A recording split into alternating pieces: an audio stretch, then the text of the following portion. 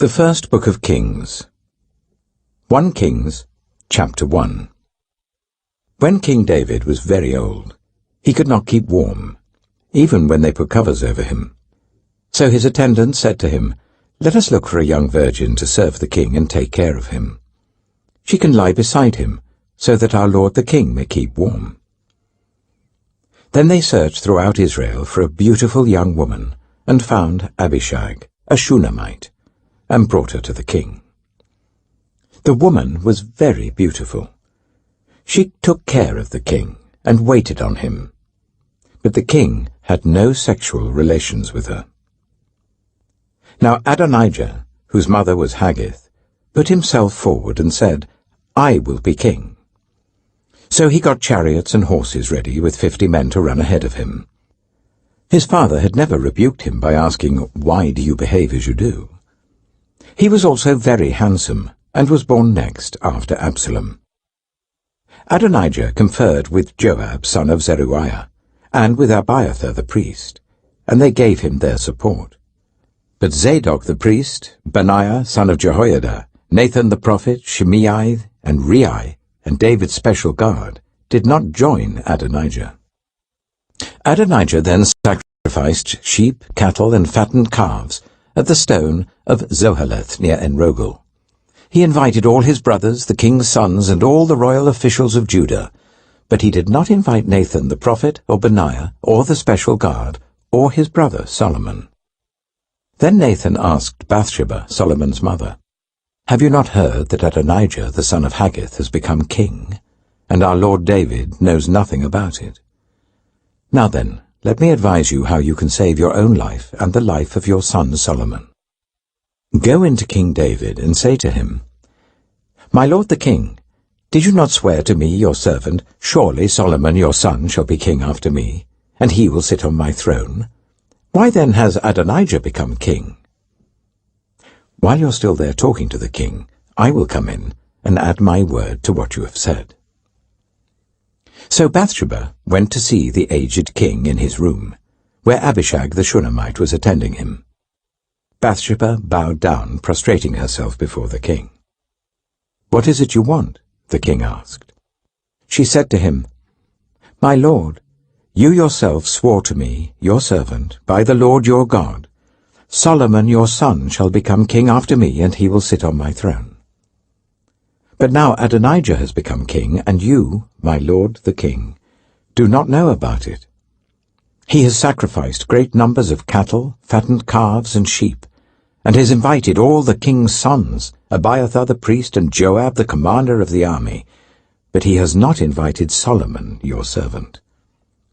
My lord the king, the eyes of all Israel are on you, to learn from you who will sit on the throne of my lord the king after him.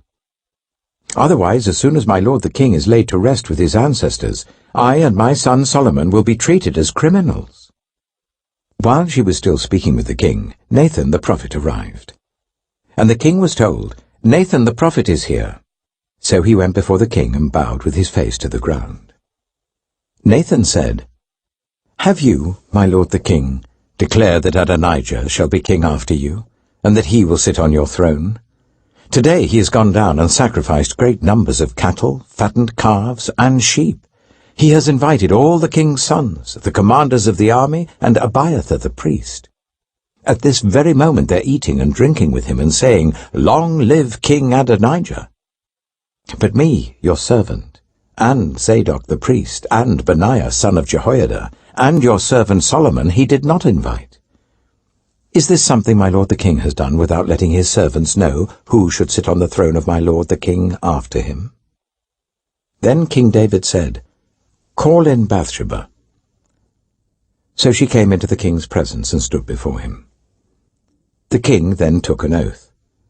"As surely as the Lord lives, who has delivered me out of every trouble, I will surely carry out this very day what I swore to you by the Lord, the God of Israel. Solomon, your son, shall be king after me, and he will sit on my throne in my place."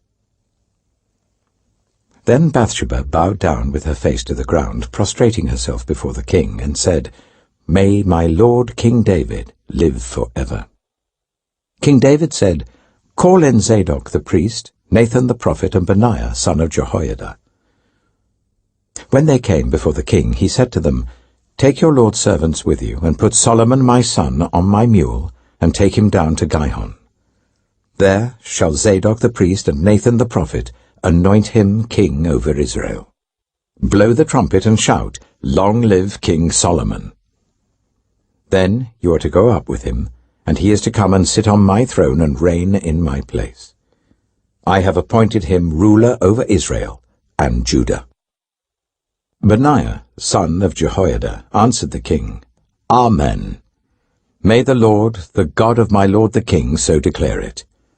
As the Lord was with my lord the king, so may he be with Solomon to make his throne even greater than the throne of my lord King David. So Zadok the priest, Nathan the prophet, Benaiah son of Jehoiada, the Kerethites and the Pelethites went down and put Solomon on King David's mule, and they escorted him to Gihon. Zadok the priest took the horn of oil from the sacred tent and anointed Solomon. Then they sounded the trumpet, and all the people shouted, Long live King Solomon! And all the people went up after him, playing pipes and rejoicing greatly, so that the ground shook with the sound. Adonijah and all the guests who were with him heard it as they were finishing their feast. On hearing the sound of the trumpet, Joab asked, What's the meaning of all the noise in the city? Even as he was speaking, Jonathan, son of Abiathar the priest, arrived. Adonijah said, Come in, a worthy man like you must be bringing good news. Not at all, Jonathan answered. Our lord King David has made Solomon king. The king has sent with him Zadok the priest, Nathan the prophet, Benaiah son of Jehoiada, the Kerethites and the Pelethites, and they have put him on the king's mule, and Zadok the priest and Nathan the prophet have anointed him king at Gihon. From there they have gone up cheering, and the city resounds with it. That's the noise you hear. Moreover, Solomon has taken his seat on the royal throne. Also, the royal officials have come to congratulate our lord King David, saying, May your God make Solomon's name more famous than yours, and his throne greater than yours. And the king bowed in worship on his bed and said, Praise be to the Lord, the God of Israel, who has allowed my eyes to see a successor on my throne today. At this, all Adonijah's guests rose in alarm and dispersed. But Adonijah, in fear of Solomon, went and took hold of the horns of the altar. Then Solomon was told, Adonijah is afraid of King Solomon and is clinging to the horns of the altar. He says, Let King Solomon swear to me today that he will not put his servant to death with the sword. Solomon replied, If he shows himself to be worthy, not a hair of his head will fall to the ground. But if evil is found in him, he will die. Then King Solomon sent men, and they brought him down from the altar. And Adonijah came and bowed down to King Solomon, and Solomon said, Go to your home. 1 Kings chapter 2. When the time drew near for David to die, he gave a charge to Solomon his son. I am about to go the way of all the earth, he said. So be strong, act like a man, and observe what the Lord your God requires. Walk in obedience to him, and keep his decrees and commands, his laws and regulations, as written in the law of Moses. Do this so that you may prosper in all you do and wherever you go, and that the Lord may keep his promise to me. If your descendants watch how they live, and if they walk faithfully before me with all their heart and soul, you will never fail to have a successor on the throne of Israel. Now you yourself know what Joab son of Zeruiah did to me, what he did to the two commanders of Israel's armies, Abner son of Ner and Amasa son of Jether. He killed them, shedding their blood in peacetime, as if in battle. And with that blood he stained the belt around his waist and the sandals on his feet. Deal with him according to your wisdom, but do not let his grey head go down to the grave in peace. But show kindness to the sons of Barzillai, of Gilead, and let them be among those who eat at your table. They stood by me when I fled from your brother Absalom.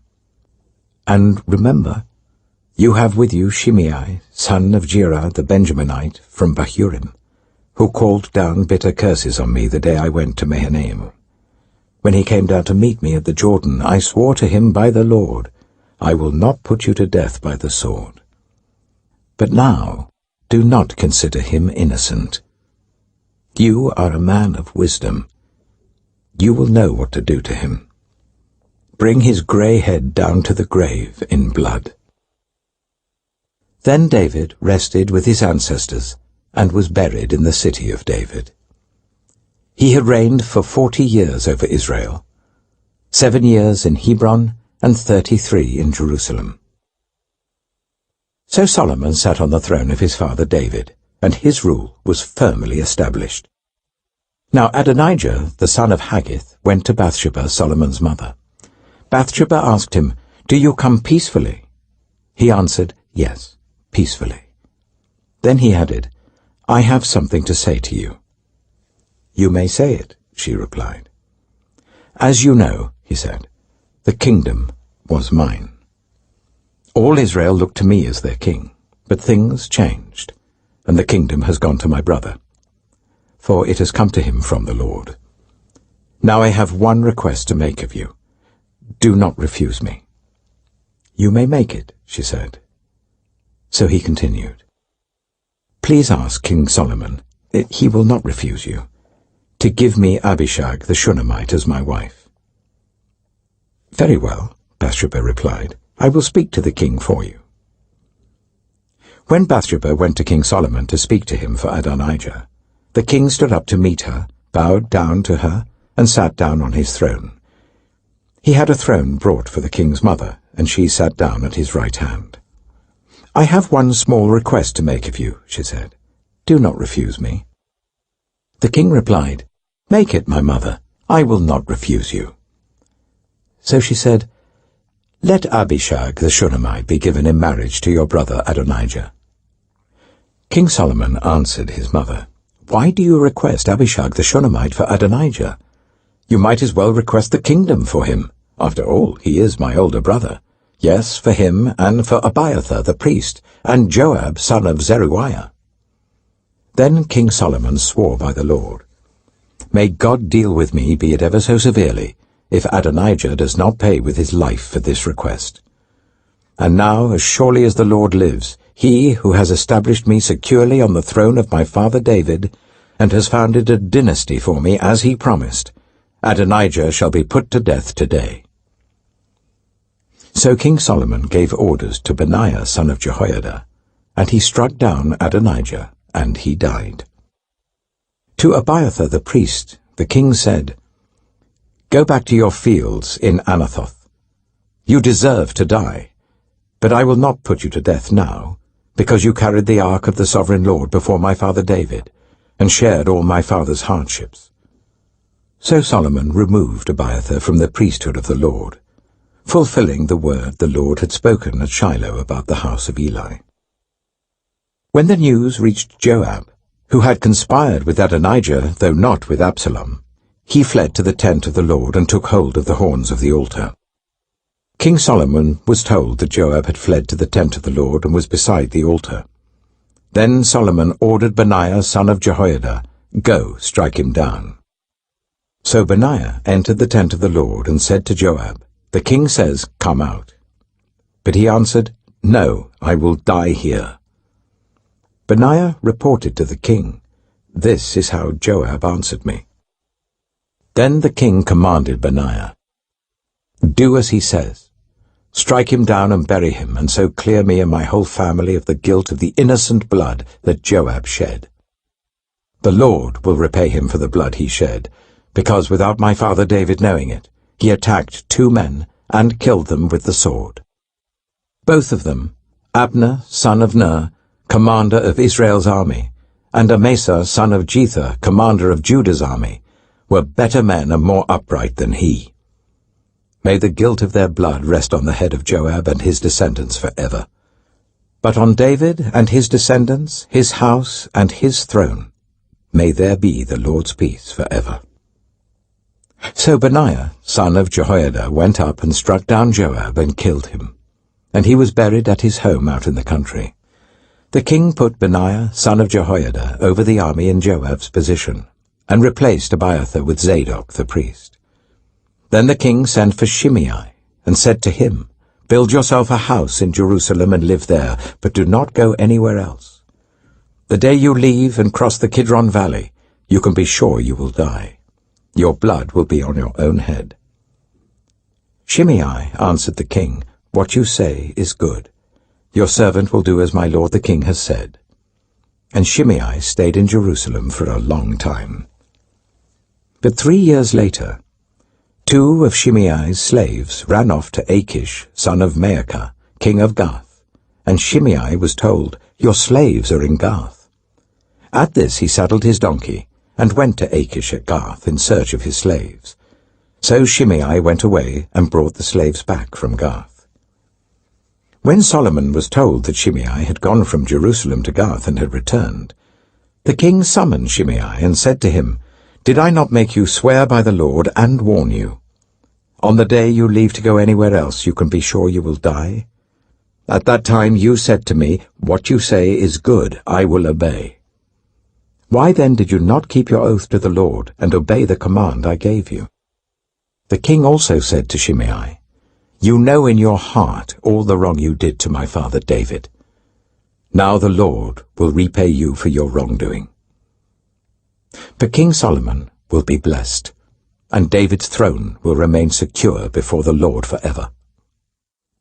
Then the king gave the order to Benaiah, son of Jehoiada, and he went out and struck Shimei down, and he died. The kingdom was now established in Solomon's hands. 1 Kings chapter 3.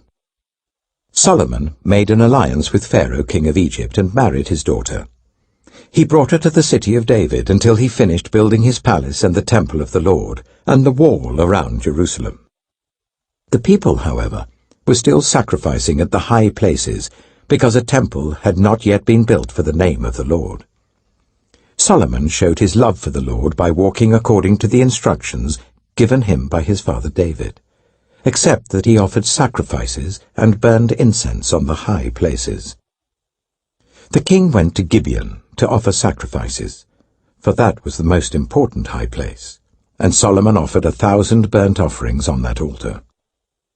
At Gibeon, the Lord appeared to Solomon during the night in a dream, and God said, "Ask for whatever you want me to give you." Solomon answered, "You have shown great kindness to your servant, my father David, because he was faithful to you and righteous and upright in heart. You have continued this great kindness to him, and have given him a son to sit on his throne this very day. Now, Lord my God, you have made your servant king in place of my father David, but I am only a little child, and do not know how to carry out my duties. Your servant is here among the people you have chosen, a great people, too numerous to count or number. So give your servant a discerning heart, to govern your people, and to distinguish between right and wrong. For who is able to govern this great people of yours?" The Lord was pleased that Solomon had asked for this. So God said to him, "Since you have asked for this, and not for long life or wealth for yourself, nor have asked for the death of your enemies, but for discernment in administering justice, I will do what you have asked. I will give you a wise and discerning heart, so that there will never have been anyone like you, nor will there ever be. Moreover, I will give you what you have not asked for, both wealth and honor, so that in your lifetime you will have no equal among kings. And if you walk in obedience to me and keep my decrees and commands as David your father did, I will give you a long life." Then Solomon awoke, and he realized it had been a dream. He returned to Jerusalem, stood before the ark of the Lord's covenant, and sacrificed burnt offerings and fellowship offerings. Then he gave a feast for all his court. Now 2 prostitutes came to the king and stood before him. One of them said, "Pardon me, my lord. This woman and I live in the same house. I had a baby while she was there with me. The 3rd day after my child was born, this woman also had a baby. We were alone. There was no one in the house but the 2 of us. During the night, this woman's son died because she lay on him. So she got up in the middle of the night and took my son from my side while I, your servant, was asleep. She put him by her breast and put her dead son by my breast. The next morning I got up to nurse my son, and he was dead. But when I looked at him closely in the morning light, I saw that it wasn't the son I had borne." The other woman said, "No, the living one is my son, the dead one is yours." But the first one insisted, "No, the dead one is yours, the living one is mine." And so they argued before the king. The king said, "This one says, 'My son is alive and your son is dead,' while that one says, 'No, your son is dead and mine is alive.'" Then the king said, "Bring me a sword." So they brought a sword for the king. He then gave an order, "Cut the living child in 2, and give half to one and half to the other." The woman, whose son was alive, was deeply moved out of love for her son, and said to the king, "Please, my lord, give her the living baby. Don't kill him." But the other said, "Neither I nor you shall have him. Cut him in 2. Then the king gave his ruling. "Give the living baby to the first woman. Do not kill him. She is his mother." When all Israel heard the verdict the king had given, they held the king in awe, because they saw that he had wisdom from God to administer justice. 1 Kings chapter 4. So King Solomon ruled over all Israel, and these were his chief officials: Azariah, son of Zadok the priest; Elihoreph and Ahijah, sons of Shisha, secretaries; Jehoshaphat, son of Elihud, recorder; Benaiah, son of Jehoiada, commander-in-chief; Zadok and Abiathar, priests; Azariah, son of Nathan, in charge of the district governors; Zabud, son of Nathan, a priest and adviser to the king; Ahisha, palace administrator; Adoniram, son of Abda, in charge of forced labor. Solomon had 12 district governors over all Israel, who supplied provisions for the king and the royal household. Each one had to provide supplies for 1 month in the year. These are their names: Ben-Hur, in the hill country of Ephraim; Ben-Deka, in Makaz, Shaalbim, Bethshemesh, and Elon Bethhanan; Ben-Hesed, in Aruboth. Soko and all the land of Hepher was his; Ben-Abinadab, in Naphoth Dor. He was married to Taphar, daughter of Solomon; Baana, son of Ahilud, in Taanach and Megiddo, and in all of Beth-Shan, next to Zarathan below Jezreel, from Beth-Shan to Abel-Maholah, across to Jokmeam; Ben-Jeba, in Ramoth-Gilead. The settlements of Jair, son of Manasseh in Gilead, were his, as well as the region of Argob in Bashan, and its 60 large walled cities with bronze gate bars; Ahinadab, son of Iddo, in Mahanaim; Ahimaaz, in Naphtali. He had married Basemath, daughter of Solomon; Baana, son of Hushai, in Asher and in Aloth; Jehoshaphat, son of Peruah, in Issachar; Shimei, son of Elah, in Benjamin; Jeba, son of Uri, in Gilead; the country of Sihon, king of the Amorites, and the country of Og, king of Bashan. He was the only governor over the district. The people of Judah and Israel were as numerous as the sand on the seashore. They ate, they drank, and they were happy. And Solomon ruled over the kingdoms from the river Euphrates to the land of the Philistines, as far as the border of Egypt. These countries brought tribute, and were Solomon's subjects all his life. Solomon's daily provisions were 30 cors of the finest flour, and 60 cors of meal, 10 head of stall-fed cattle, 20 of pasture-fed cattle, and 100 sheep and goats, as well as deer, gazelles, roebucks, and choice fowl. For he ruled over all the kingdoms west of the river Euphrates, from Tifsha to Gaza, and had peace on all sides. During Solomon's lifetime, Judah and Israel, from Dan to Beersheba, lived in safety, everyone under their own vine and under their own fig tree. Solomon had 4,000 stalls for chariot horses and 12,000 horses. The district governors, each in his month, supplied provisions for King Solomon and all who came to the king's table. They saw to it that nothing was lacking. They also brought to the proper place their quotas of barley and straw for the chariot horses and the other horses. God gave Solomon wisdom and very great insight, and a breadth of understanding as measureless as the sand on the seashore. Solomon's wisdom was greater than the wisdom of all the people of the East, and greater than all the wisdom of Egypt. He was wiser than anyone else, including Ethan the Ezrahite, wiser than Heman, Calcol, and Dada, the sons of Mahol. And his fame spread to all the surrounding nations. He spoke 3,000 proverbs, and his songs numbered 1,005. He spoke about plant life, from the cedar of Lebanon to the hyssop that grows out of walls. He also spoke about animals and birds, reptiles and fish. From all nations people came to listen to Solomon's wisdom, sent by all the kings of the world who had heard of his wisdom. 1 Kings chapter 5. When Hiram, king of Tyre, heard that Solomon had been anointed king to succeed his father David, he sent his envoys to Solomon, because he had always been on friendly terms with David. Solomon sent back this message to Hiram. You know that because of the wars waged against my father David from all sides, he could not build a temple for the name of the Lord his God until the Lord put his enemies under his feet.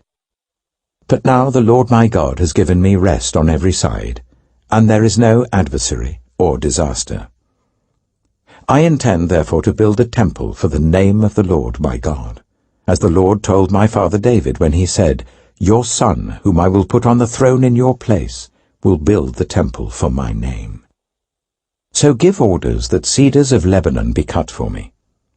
My men will work with yours, and I will pay you for your men whatever wages you set.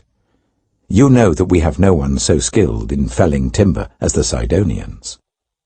When Hiram heard Solomon's message, he was greatly pleased, and said, Praise be to the Lord today, for he has given David a wise son to rule over this great nation.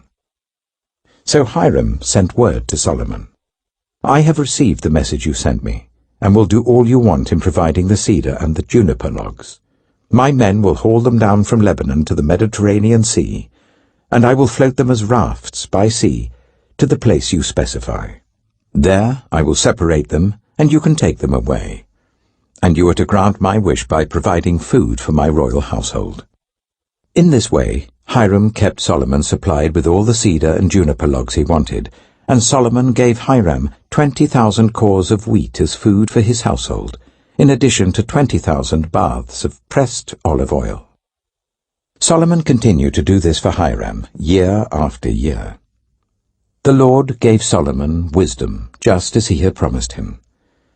There were peaceful relations between Hiram and Solomon, and the two of them made a treaty. King Solomon conscripted laborers from all Israel, 30,000 men. He sent them off to Lebanon in shifts of 10,000 a month, so that they spent 1 month in Lebanon and 2 months at home. Adonijah was in charge of the forced labor. Solomon had 70,000 carriers and 80,000 stonecutters in the hills, as well as 3,300 foremen who supervised the project and directed the workers. At the king's command, they removed from the quarry large blocks of high-grade stone to provide a foundation of dressed stone for the temple. The craftsmen of Solomon and Hiram and workers from Byblos cut and prepared the timber and stone for the building of the temple. 1 Kings chapter 6. In the 480th year after the Israelites came out of Egypt, in the 4th year of Solomon's reign over Israel, in the month of Ziv, the 2nd month, he began to build the temple of the Lord. The temple that King Solomon built for the Lord was 60 cubits long, 20 wide, and 30 high. The portico at the front of the main hall of the temple extended the width of the temple, that is, 20 cubits, and projected 10 cubits from the front of the temple. He made narrow windows high up in the temple walls. Against the walls of the main hall and inner sanctuary, he built a structure around the building in which there were side rooms. The lowest floor was 5 cubits wide, the middle floor 6 cubits, and the third floor 7. He made offset ledges around the outside of the temple, so that nothing would be inserted into the temple walls. In building the temple, only blocks dressed at the quarry were used, and no hammer, chisel, or any other iron tool was heard at the temple site while it was being built. The entrance to the lowest floor was on the south side of the temple. A stairway led up to the middle level, and from there to the third. So he built the temple and completed it, roofing it with beams and cedar planks.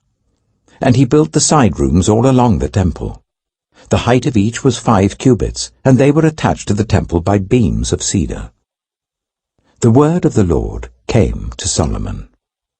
As for this temple you are building, if you follow my decrees, observe my laws, and keep all my commands and obey them, I will fulfill through you the promise I gave to David your father, and I will live among the Israelites and will not abandon my people Israel.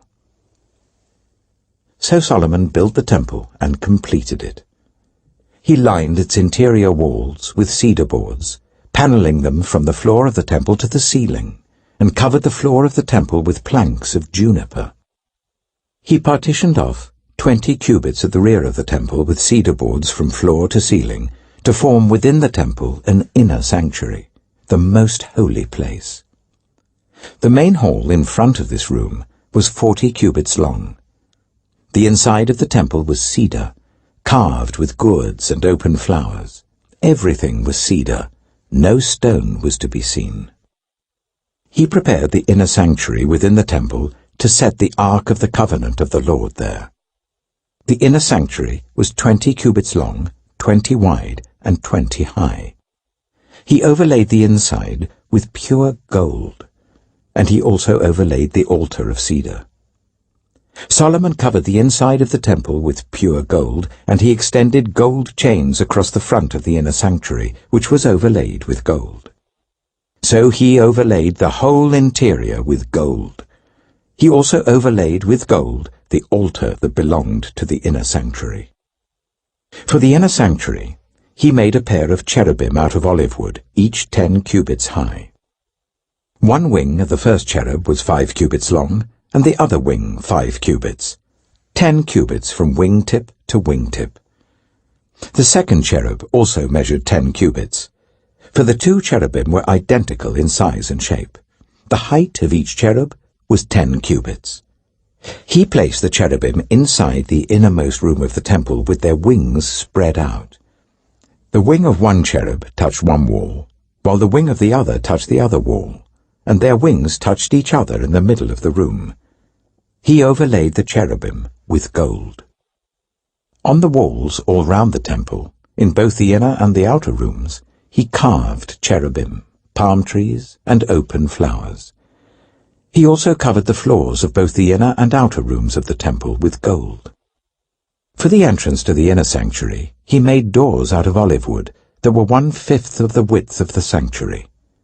And on the 2 olive wood doors he carved cherubim, palm trees, and open flowers, and overlaid the cherubim and palm trees with hammered gold. In the same way, for the entrance to the main hall, he made door frames out of olive wood that were 1/4 of the width of the hall. He also made 2 doors out of juniper wood, each having 2 leaves that turned in sockets. He carved cherubim, palm trees, and open flowers on them, and overlaid them with gold, hammered evenly over the carvings. And he built the inner courtyard of 3 courses of dressed stone and 1 course of trimmed cedar beams. The foundation of the temple of the Lord was laid in the 4th year, in the month of Ziv.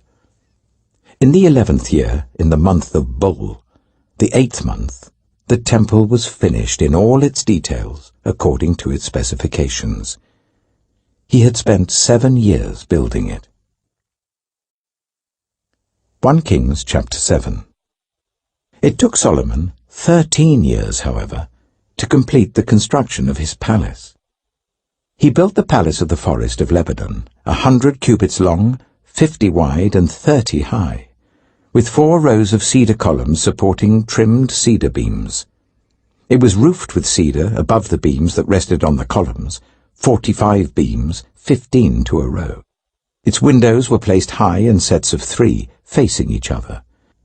All the doorways had rectangular frames. They were in the front part in sets of 3, facing each other. He made a colonnade, 50 cubits long and 30 wide. In front of it was a portico, and in front of that were pillars and an overhanging roof. He built the throne hall, the hall of justice, where he was to judge, and he covered it with cedar from floor to ceiling. And the palace in which he was to live, set farther back, was similar in design. Solomon also made a palace like this hall for Pharaoh's daughter, whom he had married. All these structures, from the outside to the great courtyard and from foundation to eaves, were made of blocks of high-grade stone cut to size and smoothed on their inner and outer faces. The foundations were laid with large stones of good quality, some measuring 10 cubits and some 8. Above were high-grade stones cut to size and cedar beams. The great courtyard was surrounded by a wall of 3 courses of dressed stone and 1 course of trimmed cedar beams, as was the inner courtyard of the temple of the Lord with its portico. King Solomon sent to Tyre and brought Huram, whose mother was a widow from the tribe of Naphtali, and whose father was from Tyre and a skilled craftsman in bronze. Huram was filled with wisdom, with understanding, and with knowledge to do all kinds of bronze work. He came to King Solomon and did all the work assigned to him. He cast 2 bronze pillars, each 18 cubits high and 12 cubits in circumference. He also made 2 capitals of cast bronze to set on the tops of the pillars. Each capital was 5 cubits high. A network of interwoven chains adorned the capitals on top of the pillars, 7 for each capital. He made pomegranates in 2 rows encircling each network to decorate the capitals on top of the pillars. He did the same for each capital. The capitals on top of the pillars in the portico were in the shape of lilies, 4 cubits high. On the capitals of both pillars, above the bowl-shaped part next to the network, were the 200 pomegranates in rows all round. He erected the pillars at the portico of the temple. The pillar to the south he named Jachin, and the one to the north, Boaz. The capitals on top were in the shape of lilies, and so the work on the pillars was completed. He made the sea of cast metal, circular in shape, measuring 10 cubits from rim to rim and 5 cubits high. It took a line of 30 cubits to measure round it. Below the rim, gourds encircled it, 10 to a cubit. The gourds were cast in 2 rows, in one piece with the sea. The sea stood on 12 bulls, 3 facing north, 3 facing west, 3 facing south, and 3 facing east. The sea rested on top of them, and their hindquarters were towards the center. It was a handbreadth in thickness, and its rim was like the rim of a cup, like a lily blossom. It held 2,000 baths. He also made 10 movable stands of bronze. Each was 4 cubits long, 4 wide, and 3 high. This is how the stands were made. They had side panels attached to uprights. On the panels between the uprights were lions, bulls, and cherubim, and on the uprights as well. Above and below the lions and bulls were wreaths of hammered work. Each stand had 4 bronze wheels with bronze axles, and each had a basin resting on 4 supports cast with wreaths on each side. On the inside of the stand there was an opening that had a circular frame 1 cubit deep. This opening was round, and with its basework it measured 1.5 cubits. Around its opening there was engraving. The panels of the stands were square, not round. The 4 wheels were under the panels, and the axles of the wheels were attached to the stand. The diameter of each wheel was 1.5 cubits. The wheels were made like chariot wheels. The axles, rims, spokes, and hubs were all of cast metal. Each stand had 4 handles, one on each corner projecting from the stand. At the top of the stand there was a circular band 0.5 cubit deep. The supports and panels were attached to the top of the stand. He engraved cherubim, lions, and palm trees on the surfaces of the supports and on the panels in every available space, with wreaths all round. This is the way he made the 10 stands. They were all cast in the same molds and were identical in size and shape. He then made 10 bronze basins, each holding 40 baths and measuring 4 cubits across, 1 basin to go on each of the 10 stands. He placed 5 of the stands on the south side of the temple and 5 on the north. He placed the sea on the south side, at the southeast corner of the temple. He also made the pots and shovels and sprinkling bowls. So Huram finished all the work he had undertaken for King Solomon in the temple of the Lord. The 2 pillars, the 2 bowl-shaped capitals on top of the pillars, the 2 sets of network decorating the 2 bowl-shaped capitals on top of the pillars, the 400 pomegranates for the 2 sets of network, 2 rows of pomegranates for each network decorating the bowl-shaped capitals on top of the pillars, the 10 stands with their 10 basins, the sea and the 12 bowls under it, the pots, shovels, and sprinkling bowls. All these objects that Huram made for King Solomon for the temple of the Lord were of burnished bronze. The king had them cast in clay molds in the plain of the Jordan between Succoth and Zarethan. Solomon left all these things unweighed, because there were so many. The weight of the bronze was not determined. Solomon also made all the furnishings that were in the Lord's temple: the golden altar, the golden table on which was the bread of the presence, the lampstands of pure gold, 5 on the right and 5 on the left, in front of the inner sanctuary, the gold floral work and lamps and tongs, the pure gold dishes, wick trimmers, sprinkling bowls, dishes and censers, and the gold sockets for the doors of the innermost room, the most holy place, and also for the doors of the main hall of the temple. When all the work King Solomon had done for the temple of the Lord was finished, he brought in the things his father David had dedicated, the silver and gold and the furnishings, and he placed them in the treasuries of the Lord's temple. 1 Kings chapter 8. Then King Solomon summoned into his presence at Jerusalem the elders of Israel, all the heads of the tribes, and the chiefs of the Israelite families, to bring up the ark of the Lord's covenant from Zion, the city of David. All the Israelites came together to King Solomon at the time of the festival in the month of Ethanim, the 7th month.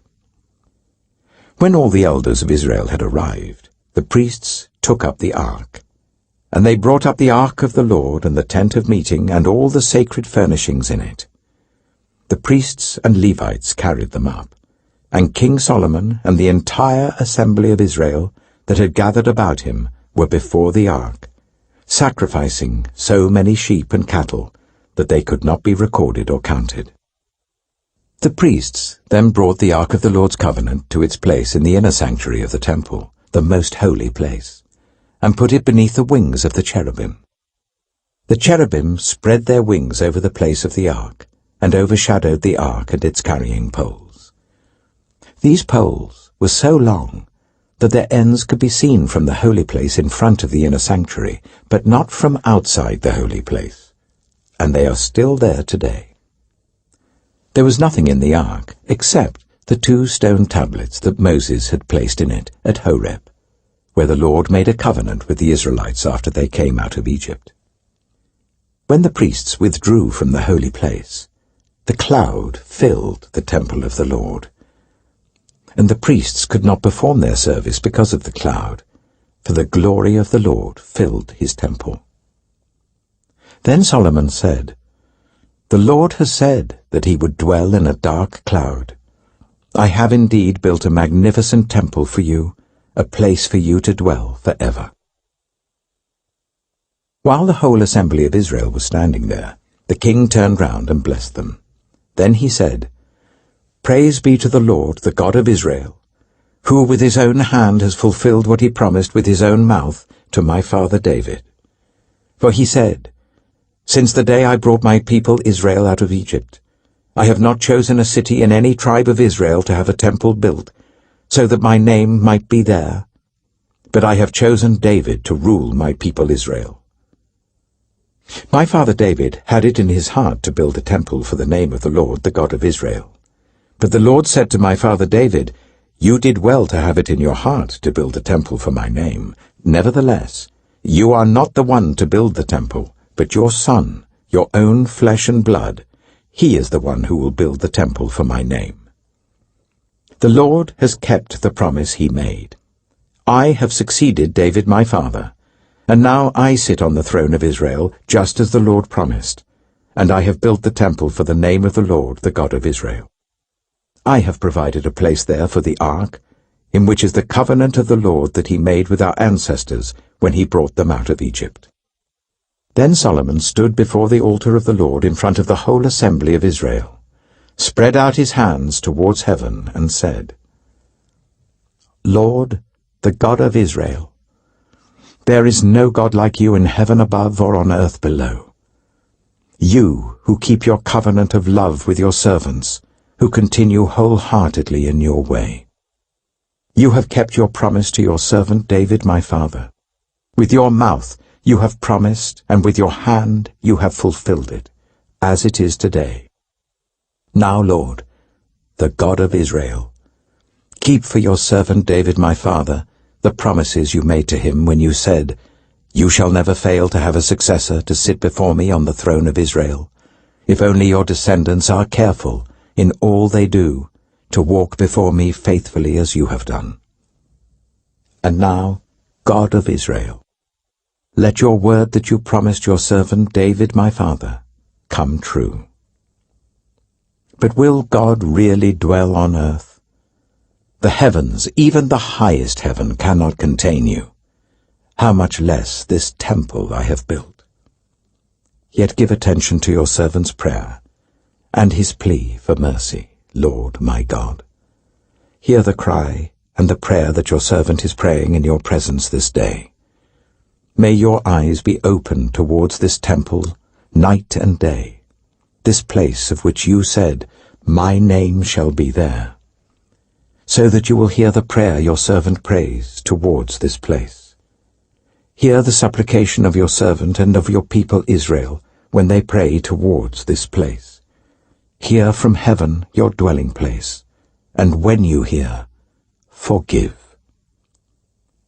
When anyone wrongs their neighbor and is required to take an oath, and they come and swear the oath before your altar in this temple, then hear from heaven and act.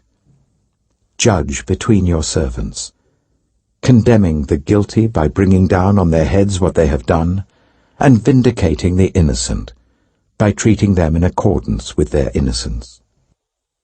When your people Israel have been defeated by an enemy because they have sinned against you, and when they turn back to you and give praise to your name, praying and making supplication to you in this temple, then hear from heaven and forgive the sin of your people Israel, and bring them back to the land you gave to their ancestors. When the heavens are shut up, and there is no rain because your people have sinned against you, and when they pray towards this place and give praise to your name and turn from their sin because you have afflicted them, then hear from heaven and forgive the sin of your servants, your people Israel. Teach them the right way to live, and send rain on the land you gave your people for an inheritance. When famine or plague comes to the land, or blight or mildew, locusts or grasshoppers, or when an enemy besieges them in any of their cities, whatever disaster or disease may come, And when a prayer or plea is made by anyone among your people Israel, being aware of the afflictions of their own hearts, and spreading out their hands towards this temple, then hear from heaven, your dwelling place. Forgive and act. Deal with everyone according to all they do, since you know their hearts, for you alone know every human heart, so that they will fear you all the time they live in the land you gave our ancestors. As for the foreigner, who does not belong to your people Israel, but has come from a distant land because of your name, for they will hear of your great name and your mighty hand and your outstretched arm. When they come and pray towards this temple, then hear from heaven, your dwelling place. Do whatever the foreigner asks of you, so that all the peoples of the earth may know your name and fear you, as do your own people Israel, and may know that this house I have built bears your name.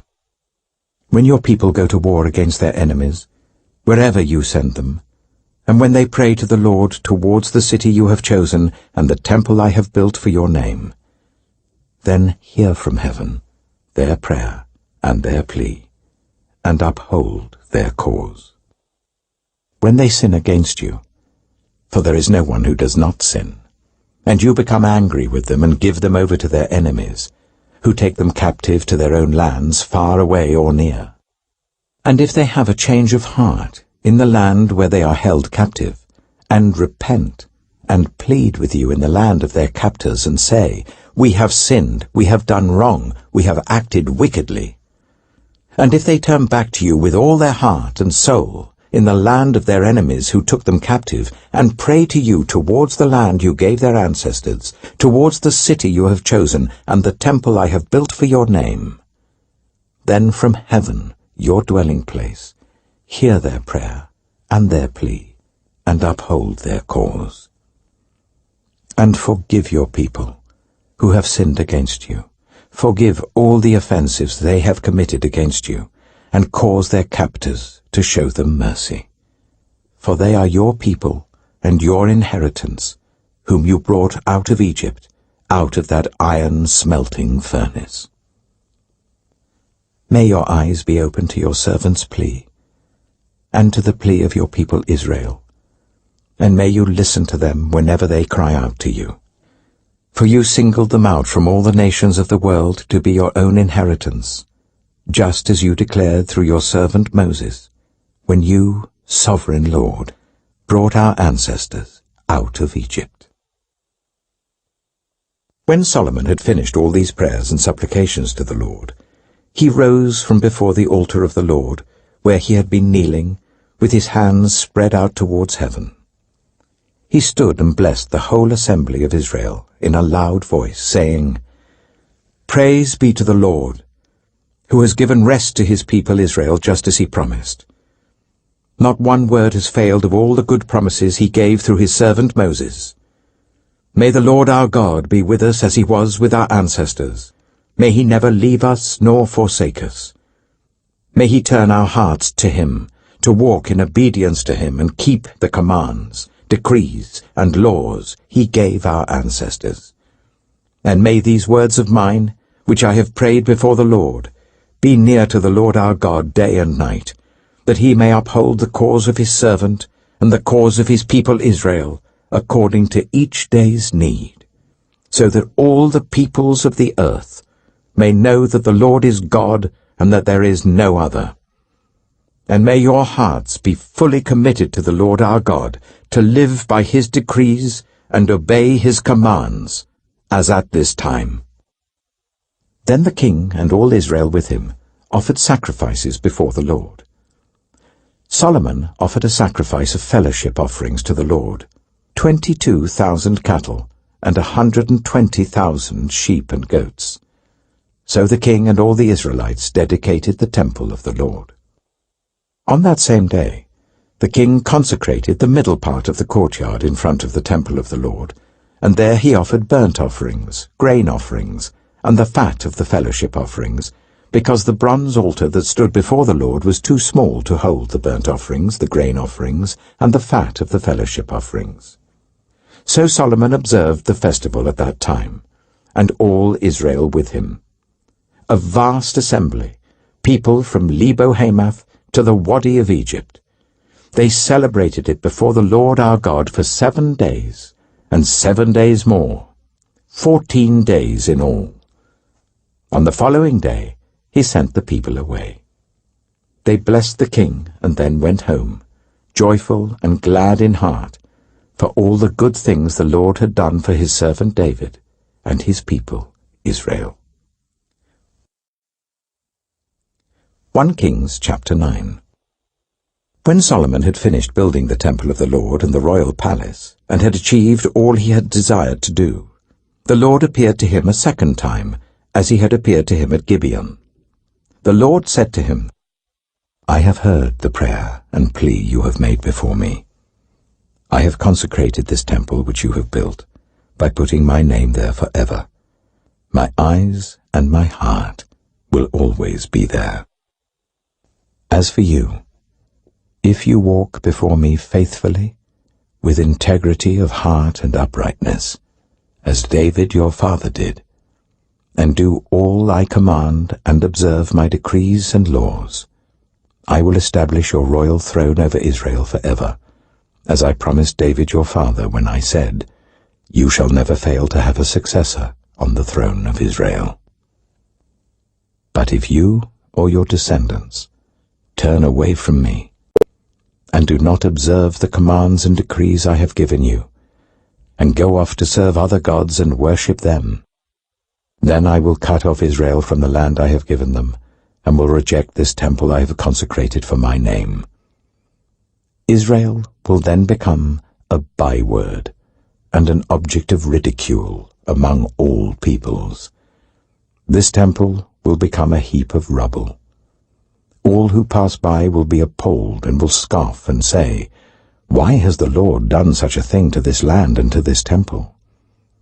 People will answer, Because they have forsaken the Lord their God, who brought their ancestors out of Egypt, and have embraced other gods, worshipping and serving them. That is why the Lord brought all this disaster on them. At the end of 20 years, during which Solomon built these 2 buildings, the temple of the Lord and the royal palace, King Solomon gave 20 towns in Galilee to Hiram, king of Tyre, because Hiram had supplied him with all the cedar and juniper and gold he wanted. But when Hiram went from Tyre to see the towns that Solomon had given him, he was not pleased with them. What kind of towns are these you have given me, my brother? He asked. And he called them the land of Kabul, a name they have to this day. Now Hiram had sent to the king 120 talents of gold. Here is the account of the forced labor King Solomon conscripted to build the Lord's temple, his own palace, the terraces, the wall of Jerusalem, and Hazor, Megiddo, and Giza. Pharaoh, king of Egypt, had attacked and captured Giza. He had set it on fire. He killed its Canaanite inhabitants, and then gave it as a wedding gift to his daughter, Solomon's wife. And Solomon rebuilt Giza. He built up Lower Beth-horon, Baalath, and Tadmor in the desert, within his land, as well as all his store cities and the towns for his chariots and for his horses, whatever he desired to build in Jerusalem, in Lebanon, and throughout all the territory he ruled. There were still people left from the Amorites, Hittites, Perizzites, Hivites, and Jebusites. These people were not Israelites. Solomon conscripted the descendants of all these people remaining in the land, whom the Israelites could not exterminate, to serve as slave labor, as it is to this day. But Solomon did not make slaves of any of the Israelites. They were his fighting men, his government officials, his officers, his captains, and the commanders of his chariots and charioteers.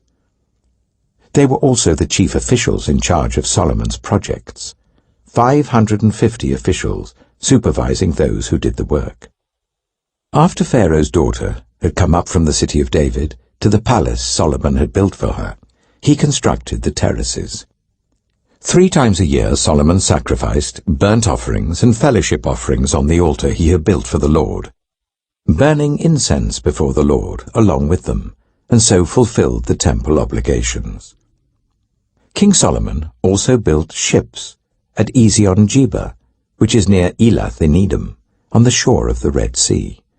And Hiram sent his men, sailors who knew the sea, to serve in the fleet with Solomon's men. They sailed to Ophir, and brought back 420 talents of gold, which they delivered to King Solomon. 1 Kings chapter 10. When the Queen of Sheba heard about the fame of Solomon and his relationship to the Lord, she came to test Solomon with hard questions. Arriving at Jerusalem with a very great caravan, with camels carrying spices, large quantities of gold and precious stones, she came to Solomon and talked with him about all that she had on her mind. Solomon answered all her questions. Nothing was too hard for the king to explain to her. When the Queen of Sheba saw all the wisdom of Solomon and the palace he had built, the food on his table, the seating of his officials, the attending servants in their robes, his cupbearers, and the burnt offerings he made at the temple of the Lord, she was overwhelmed. She said to the king, "The report I heard in my own country about your achievements and your wisdom is true. But I did not believe these things until I came and saw with my own eyes. Indeed, not even half was told me. In wisdom and wealth, you have far exceeded the report I heard. How happy your people must be! How happy your officials who continually stand before you and hear your wisdom! Praise be to the Lord your God, who has delighted in you and placed you on the throne of Israel. Because of the Lord's eternal love for Israel, he has made you king to maintain justice and righteousness." And she gave the king 120 talents of gold, large quantities of spices and precious stones. Never again were so many spices brought in as those the Queen of Sheba gave to King Solomon. Hiram's ships brought gold from Ophir, and from there they brought great cargoes of almug wood and precious stones. The king used the almug wood to make supports for the temple of the Lord and for the royal palace, and to make harps and lyres for the musicians. So much almug wood has never been imported or seen since that day. King Solomon gave the Queen of Sheba all she desired and asked for, besides what he had given her out of his royal bounty. Then she left and returned with her retinue to her own country.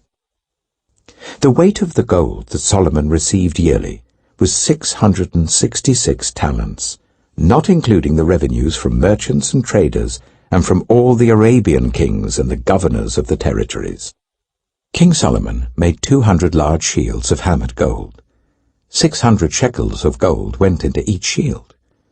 He also made 300 small shields of hammered gold, with 3 minas of gold in each shield. The king put them in the palace of the forest of Lebanon.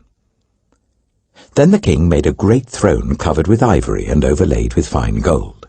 The throne had 6 steps, and its back had a rounded top. On both sides of the seat were armrests, with a lion standing beside each of them. 12 lions stood on the 6 steps, one at either end of each step.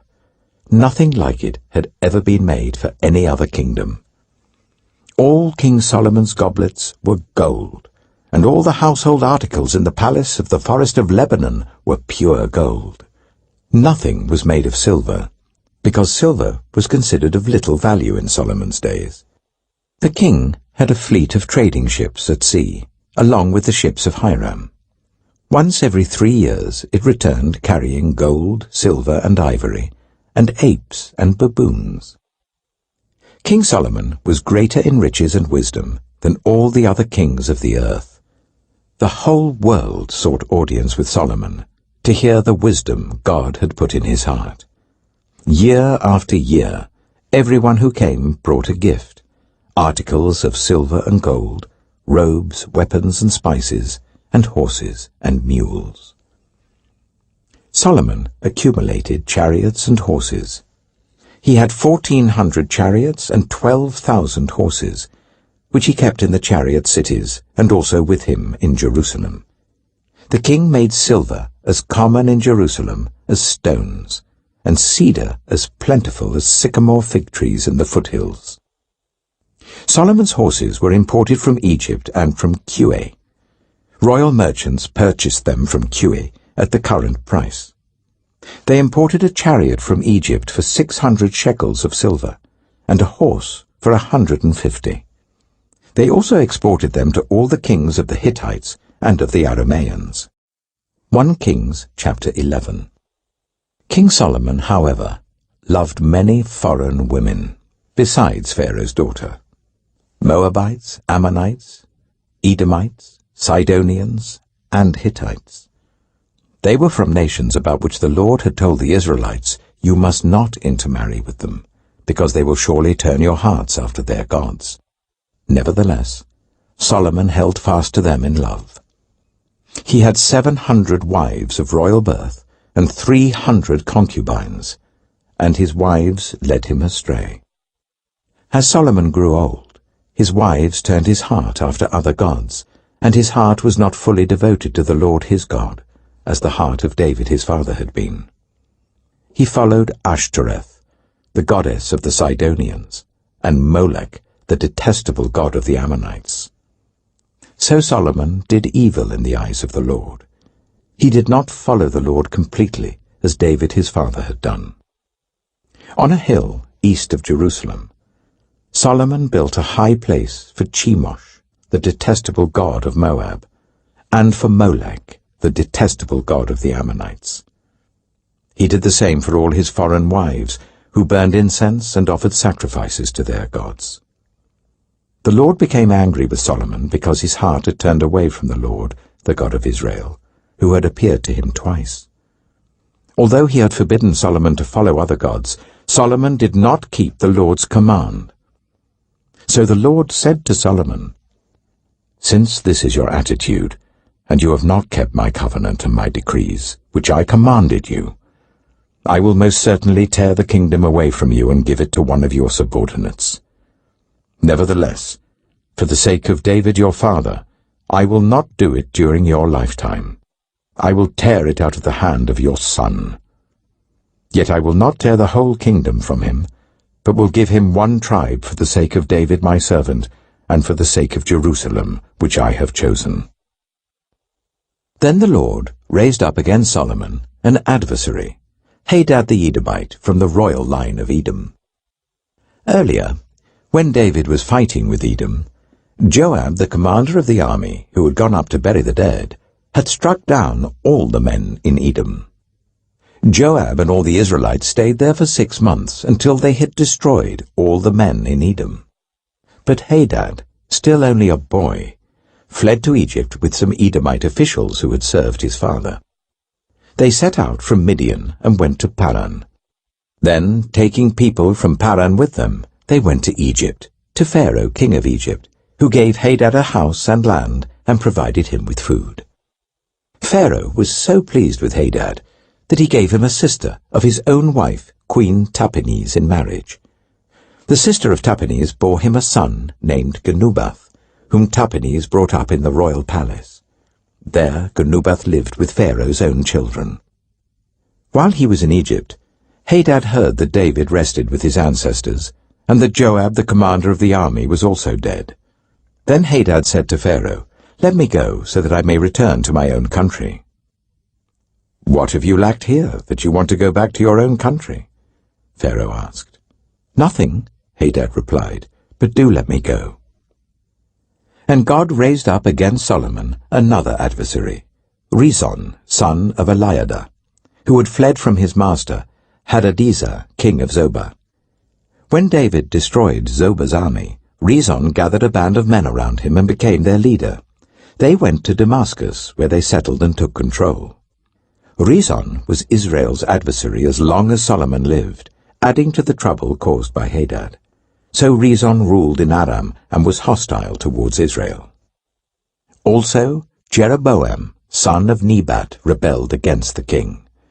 He was one of Solomon's officials, an Ephraimite from Zeradah, and his mother was a widow named Zeruah. Here is the account of how he rebelled against the king. Solomon had built the terraces, and had filled in the gap in the wall of the city of David his father. Now Jeroboam was a man of standing, and when Solomon saw how well the young man did his work, he put him in charge of the whole labor force of the tribes of Joseph. About that time, Jeroboam was going out of Jerusalem, and Ahijah, the prophet of Shiloh, met him on the way, wearing a new cloak. The two of them were alone out in the country, and Ahijah took hold of the new cloak he was wearing and tore it into 12 pieces. Then he said to Jeroboam, "Take 10 pieces for yourself, for this is what the Lord, the God of Israel, says. See, I am going to tear the kingdom out of Solomon's hand and give you 10 tribes. But for the sake of my servant David and the city of Jerusalem, which I have chosen out of all the tribes of Israel, he will have 1 tribe. I will do this because they have forsaken me and worshipped Ashtoreth, the goddess of the Sidonians, Chemosh, the god of the Moabites, and Molech, the god of the Ammonites, and have not walked in obedience to me, nor done what is right in my eyes, nor kept my decrees and laws, as David, Solomon's father, did. But I will not take the whole kingdom out of Solomon's hand. I have made him ruler all the days of his life for the sake of David my servant, whom I chose and who obeyed my commands and decrees. I will take the kingdom from his son's hands and give you 10 tribes. I will give 1 tribe to his son, so that David my servant may always have a lamp before me in Jerusalem, the city where I chose to put my name. However, as for you, I will take you, and you will rule over all that your heart desires. You will be king over Israel. If you do whatever I command you, and walk in obedience to me, and do what is right in my eyes by obeying my decrees and commands, as David my servant did, I will be with you. I will build you a dynasty as enduring as the one I built for David, and will give Israel to you. I will humble David's descendants because of this, but not forever." Solomon tried to kill Jeroboam, but Jeroboam fled to Egypt, to Shishak the king, and stayed there until Solomon's death. As for the other events of Solomon's reign, all he did and the wisdom he displayed, are they not written in the book of the Annals of Solomon? Solomon reigned in Jerusalem over all Israel for 40 years. Then he rested with his ancestors and was buried in the city of David his father. And Rehoboam his son succeeded him as king. 1 Kings chapter 12. Rehoboam went to Shechem, for all Israel had gone there to make him king. When Jeroboam, son of Nebat, heard this, he was still in Egypt, where he had fled from King Solomon. He returned from Egypt. So they sent for Jeroboam, and he and the whole assembly of Israel went to Rehoboam and said to him, "Your father put a heavy yoke on us, but now lighten the harsh labor and the heavy yoke he put on us, and we will serve you." Rehoboam answered, "Go away for 3 days and then come back to me." So the people went away. Then King Rehoboam consulted the elders who had served his father Solomon during his lifetime. "How would you advise me to answer these people?" he asked. They replied, "If today you will be a servant to these people and serve them and give them a favorable answer, they will always be your servants." But Rehoboam rejected the advice the elders gave him and consulted the young men who had grown up with him and who were serving him. He asked them, "What is your advice? How should we answer these people who say to me, 'Lighten the yoke your father put on us'?" The young men who had grown up with him replied, "These people have said to you, 'Your father put a heavy yoke on us, but make our yoke lighter.' Now tell them, 'My little finger is thicker than my father's waist. My father laid on you a heavy yoke, I will make it even heavier.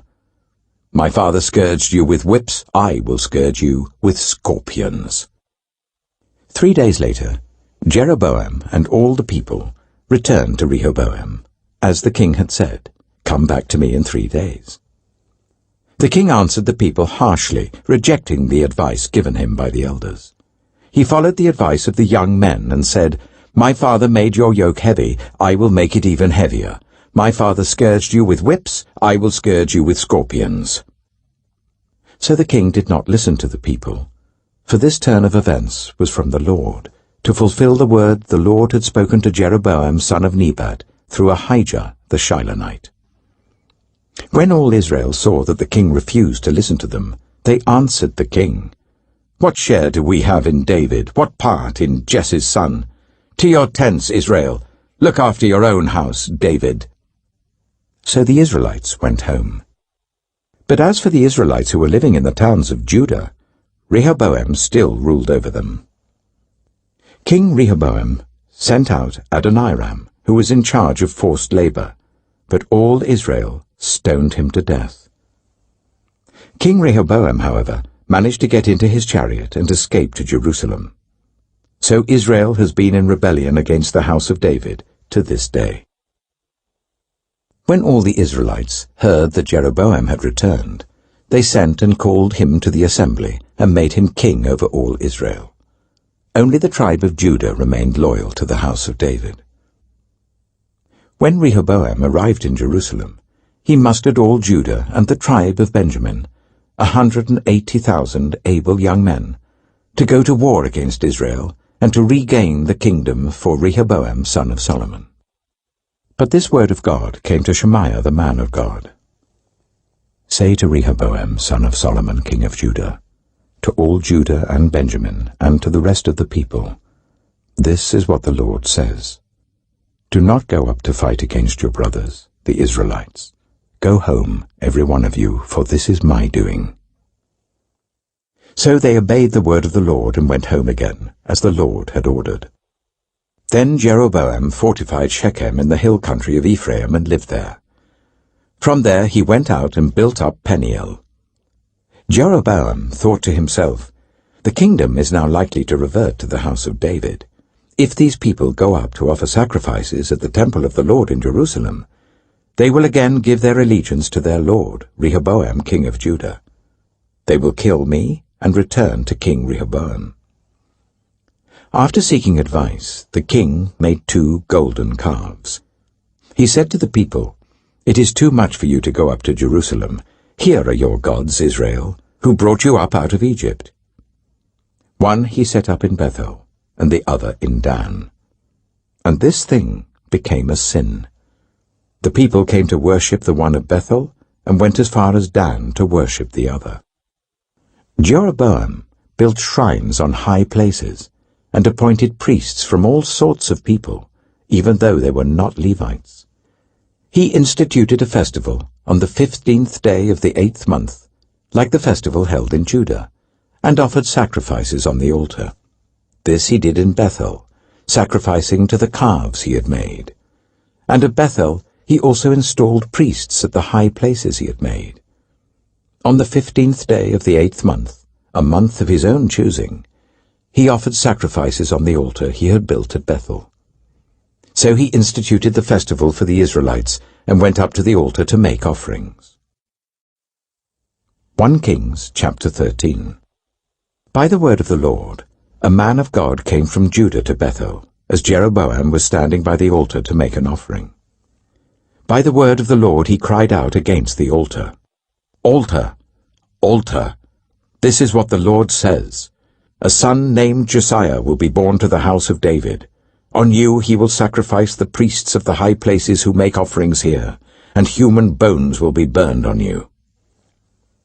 That same day, the man of God gave a sign. "This is the sign the Lord has declared.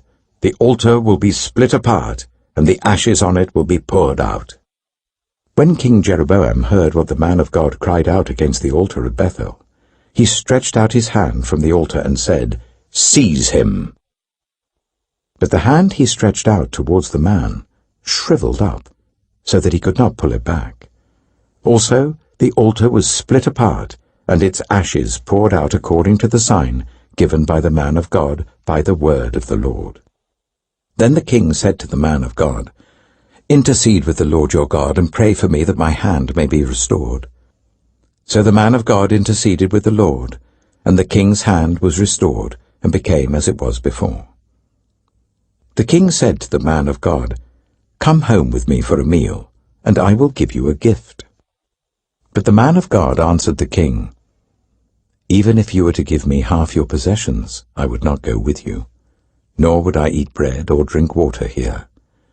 For I was commanded by the word of the Lord, you must not eat bread or drink water or return by the way you came. So he took another road, and did not return by the way he had come to Bethel. Now there was a certain old prophet living in Bethel, whose sons came and told him all that the man of God had done there that day. They also told their father what he had said to the king. Their father asked them, which way did he go? And his sons showed him which road the man of God from Judah had taken. So he said to his sons, saddle the donkey for me. And when they had saddled the donkey for him, he mounted it, and rode after the man of God. He found him sitting under an oak tree, and asked, Are you the man of God who came from Judah? I am, he replied. So the prophet said to him, Come home with me and eat. The man of God said, I cannot turn back and go with you, nor can I eat bread or drink water with you in this place. I have been told by the word of the Lord, you must not eat bread or drink water there, or return by the way you came. The old prophet answered, I too am a prophet as you are. And an angel said to me by the word of the Lord, Bring him back with you to your house, so that he may eat bread and drink water. But he was lying to him. So the man of God returned with him, and ate and drank in his house. While they were sitting at the table, the word of the Lord came to the old prophet who had brought him back. He cried out to the man of God who had come from Judah, This is what the Lord says. You have defied the word of the Lord, and have not kept the command the Lord your God gave you. You came back and ate bread and drank water in the place where he told you not to eat or drink. Therefore your body will not be buried in the tomb of your ancestors. When the man of God had finished eating and drinking, the prophet who had brought him back saddled his donkey for him. As he went on his way, a lion met him on the road and killed him, and his body was left lying on the road with both the donkey and the lion standing beside it. Some people who passed by saw the body lying there, with the lion standing beside the body, and they went and reported it in the city where the old prophet lived. When the prophet who had brought him back from his journey heard of it, he said, It is the man of God who defied the word of the Lord. The Lord has given him over to the lion, which has mauled him and killed him, as the word of the Lord had warned him. The prophet said to his sons, Saddle the donkey for me. And they did so. Then he went out and found the body lying on the road, with the donkey and the lion standing beside it. The lion had neither eaten the body nor mauled the donkey. So the prophet picked up the body of the man of God, laid it on the donkey, and brought it back to his own city to mourn for him and bury him. Then he laid the body in his own tomb, and they mourned over him and said, Alas, my brother. After burying him, he said to his sons, When I die, bury me in the grave where the man of God is buried. Lay my bones beside his bones. For the message he declared by the word of the Lord against the altar in Bethel, and against all the shrines on the high places in the towns of Samaria, will certainly come true. Even after this, Jeroboam did not change his evil ways, but once more appointed priests for the high places from all sorts of people. Anyone who wanted to become a priest, he consecrated for the high places. This was the sin of the house of Jeroboam, that led to its downfall and to its destruction from the face of the earth. 1 Kings chapter 14. At that time, Abijah, son of Jeroboam, became ill. And Jeroboam said to his wife, Go, disguise yourself, so that you won't be recognized as the wife of Jeroboam. Then go to Shiloh. Ahijah the prophet is there, the one who told me I would be king over this people. Take 10 loaves of bread with you, some cakes and a jar of honey, and go to him. He will tell you what will happen to the boy. So Jeroboam's wife did what he said and went to Ahijah's house in Shiloh. Now Ahijah could not see. His sight was gone because of his age. But the Lord had told Ahijah, Jeroboam's wife is coming to ask you about her son, for he is ill, and you are to give her such and such an answer. When she arrives, she will pretend to be someone else. So when Ahijah heard the sound of her footsteps at the door, he said, "Come in, wife of Jeroboam. Why this pretense? I have been sent to you with bad news. Go, tell Jeroboam, this is what the Lord, the God of Israel, says. I raised you up from among the people and appointed you ruler over my people Israel. I tore the kingdom away from the house of David and gave it to you. But you have not been like my servant David, who kept my commands and followed me with all his heart, doing only what was right in my eyes. You have done more evil than all who lived before you. You have made for yourself other gods, idols made of metal. You have aroused my anger and turned your back on me. Because of this, I am going to bring disaster on the house of Jeroboam. I will cut off from Jeroboam every last male in Israel, slave or free. I will burn up the house of Jeroboam as one burns dung, until it is all gone. Dogs will eat those belonging to Jeroboam who die in the city, and the birds will feed on those who die in the country. The Lord has spoken. As for you, go back home. When you set foot in your city, the boy will die. All Israel will mourn for him and bury him. He is the only one belonging to Jeroboam who will be buried, because he is the only one in the house of Jeroboam in whom the Lord, the God of Israel, has found anything good. The Lord will raise up for himself a king over Israel who will cut off the family of Jeroboam. Even now this is beginning to happen, and the Lord will strike Israel so that it will be like a reed swaying in the water. He will uproot Israel from this good land that he gave to their ancestors and scatter them beyond the river Euphrates, because they aroused the Lord's anger by making Asherah poles. And he will give Israel up because of the sins Jeroboam has committed and has caused Israel to commit. Then Jeroboam's wife got up and left and went to Tirzah. As soon as she stepped over the threshold of the house, the boy died. They buried him, and all Israel mourned for him, as the Lord had said through his servant the prophet Ahijah. The other events of Jeroboam's reign, his wars and how he ruled, are written in the book of the annals of the kings of Israel. He reigned for 22 years, and then rested with his ancestors. And Nadab, his son, succeeded him as king. Rehoboam, son of Solomon, was king in Judah. He was 41 years old when he became king, and he reigned for 17 years in Jerusalem, the city the Lord had chosen out of all the tribes of Israel in which to put his name. His mother's name was Naamah. She was an Ammonite. Judah did evil in the eyes of the Lord. By the sins they committed, they stirred up his jealous anger more than those who were before them had done. They also set up for themselves high places, sacred stones, and Asherah poles on every high hill and under every spreading tree. There were even male shrine prostitutes in the land. The people engaged in all the detestable practices of the nations the Lord had driven out before the Israelites.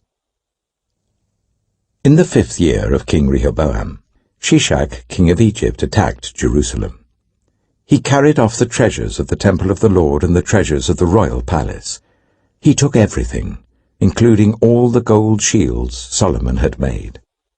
So King Rehoboam made bronze shields to replace them, and assigned these to the commanders of the guard on duty at the entrance to the royal palace. Whenever the king went to the Lord's temple, the guards bore the shields, and afterwards they returned them to the guard room. As for the other events of Rehoboam's reign, and all he did, are they not written in the book of the annals of the kings of Judah?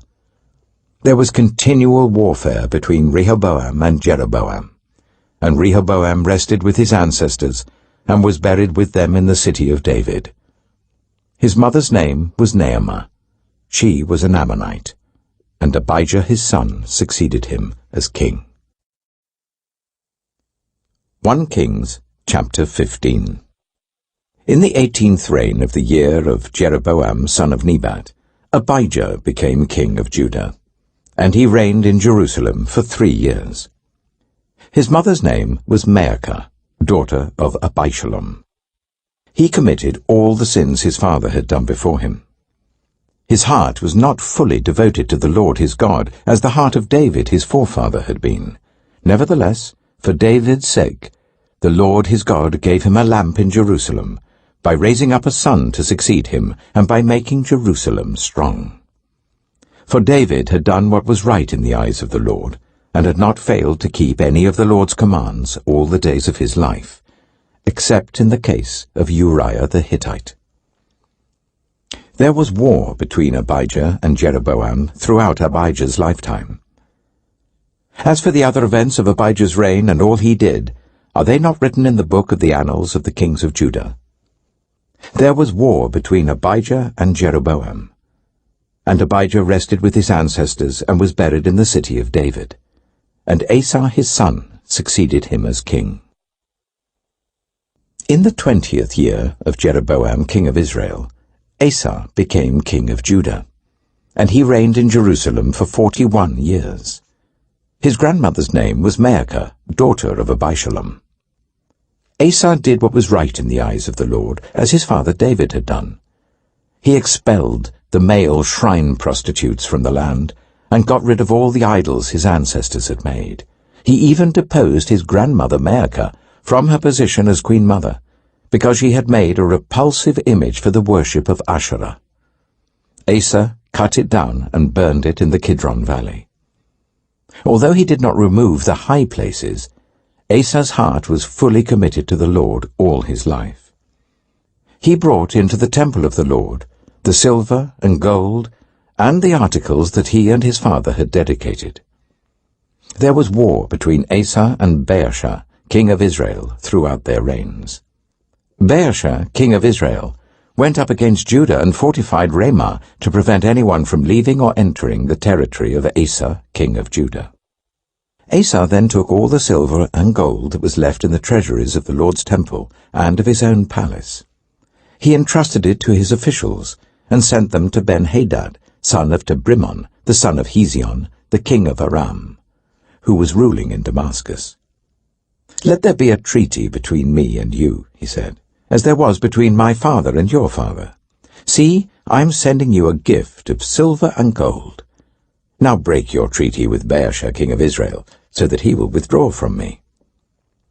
Ben-Hadad agreed with King Asa, and sent the commander of his forces against the towns of Israel.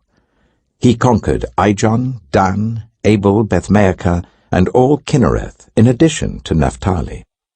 When Baasha heard this, he stopped building Ramah and withdrew to Tirzah. Then King Asa issued an order to all Judah, no one was exempt, and they carried away from Ramah the stones and timber Baasha had been using there. With them, King Asa built up Geba in Benjamin, and also Mizpah. As for all the other events of Asa's reign, all his achievements, all he did, and the cities he built, are they not written in the book of the annals of the kings of Judah? In his old age, however, his feet became diseased. Then Asa rested with his ancestors, and was buried with them in the city of his father David. And Jehoshaphat, his son, succeeded him as king. Nadab, son of Jeroboam, became king of Israel in the 2nd year of Asa, king of Judah, and he reigned over Israel for 2 years. He did evil in the eyes of the Lord, following the ways of his father, and committing the same sin his father had caused Israel to commit. Baasha, son of Ahijah, from the tribe of Issachar, plotted against him, and he struck him down at Gibbethon, a Philistine town, while Nadab and all Israel were besieging it. Baasha killed Nadab in the 3rd year of Asa, king of Judah, and succeeded him as king. As soon as he began to reign, he killed Jeroboam's whole family. He did not leave Jeroboam anyone that breathed, but destroyed them all, according to the word of the Lord, given through his servant Ahijah the Shilonite. This happened because of the sins Jeroboam had committed and had caused Israel to commit, and because he aroused the anger of the Lord, the God of Israel. As for the other events of Nadab's reign and all he did, are they not written in the book of the annals of the kings of Israel? There was war between Asa and Baasha, king of Israel, throughout their reigns. In the 3rd year of Asa, king of Judah, Baasha, son of Ahijah, became king of all Israel in Tirzah, and he reigned for 24 years. He did evil in the eyes of the Lord, following the ways of Jeroboam, and committing the same sin Jeroboam had caused Israel to commit. 1 Kings chapter 16. Then the word of the Lord came to Jehu, son of Hanani, concerning Baasha. I lifted you up from the dust, and appointed you ruler over my people Israel. But you followed the ways of Jeroboam, and caused my people Israel to sin, and to arouse my anger by their sins. So I am about to wipe out Baasha and his house, and I will make your house like that of Jeroboam son of Nebat. Dogs will eat those belonging to Baasha who die in the city, and birds will feed on those who die in the country. As for the other events of Baasha's reign, what he did and his achievements, are they not written in the book of the annals of the kings of Israel? Baasha rested with his ancestors and was buried in Tirzah, and Elah his son succeeded him as king. Moreover, the word of the Lord came through the prophet Jehu, son of Hanani, to Baasha and his house, because of all the evil he had done in the eyes of the Lord, arousing his anger by the things he did, becoming like the house of Jeroboam, and also because he destroyed it. In the 26th year of Asa king of Judah, Elah son of Baasha became king of Israel, and he reigned in Tirzah for 2 years.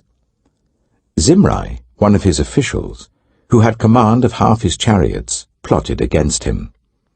Elah was in Tirzah at the time, getting drunk in the home of Arza, the palace administrator at Tirzah.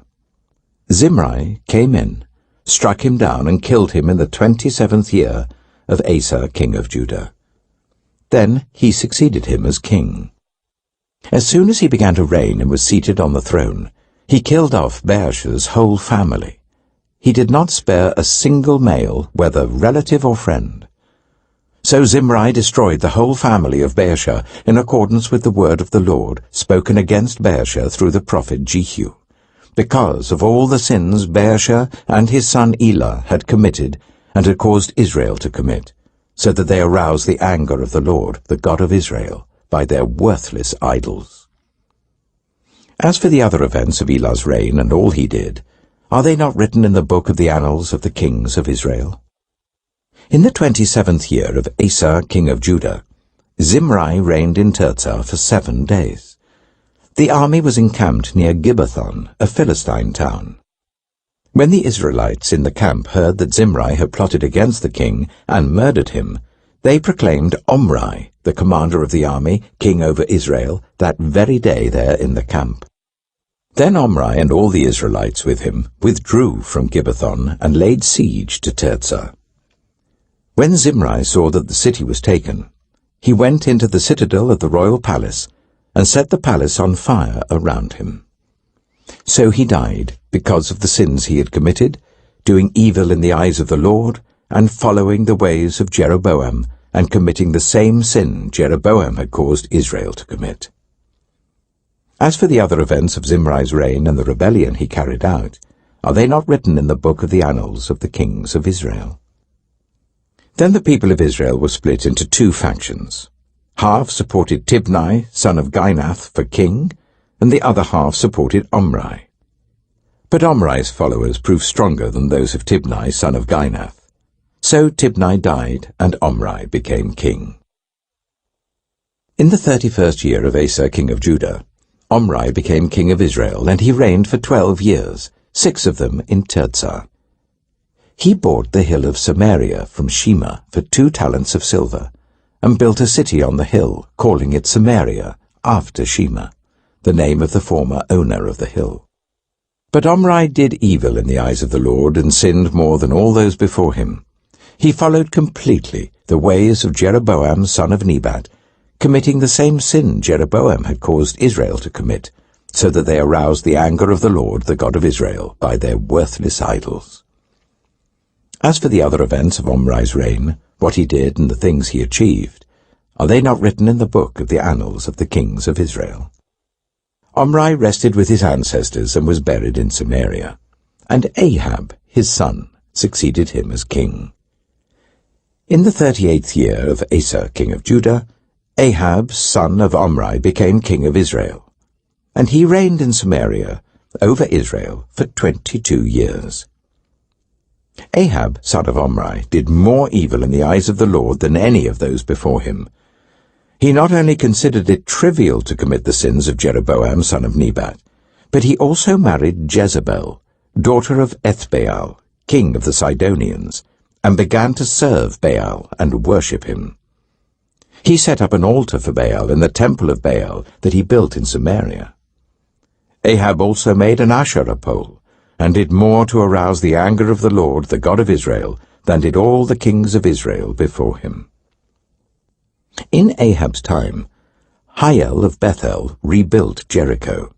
He laid its foundation at the cost of his firstborn son Abiram, and he set up its gates at the cost of his youngest son Segub, in accordance with the word of the Lord spoken by Joshua, son of Nun. 1 Kings chapter 17. Now Elijah the Tishbite, from Tishbe in Gilead, said to Ahab, "As the Lord, the God of Israel, lives, whom I serve, there will be neither dew nor rain in the next few years, except at my word." Then the word of the Lord came to Elijah, "Leave here, turn eastward and hide in the Kerith ravine, east of the Jordan. You will drink from the brook, and I have instructed the ravens to supply you with food there." So he did what the Lord had told him. He went to the Kerith ravine, east of the Jordan, and stayed there. The ravens brought him bread and meat in the morning, and bread and meat in the evening, and he drank from the brook.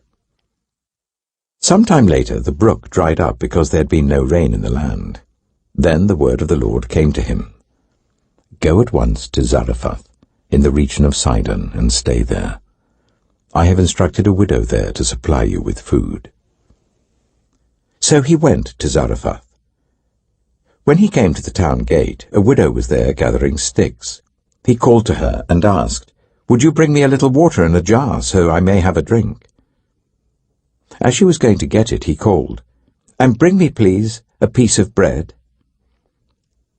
"As surely as the Lord your God lives," she replied, "I don't have any bread, only a handful of flour in a jar and a little olive oil in a jug.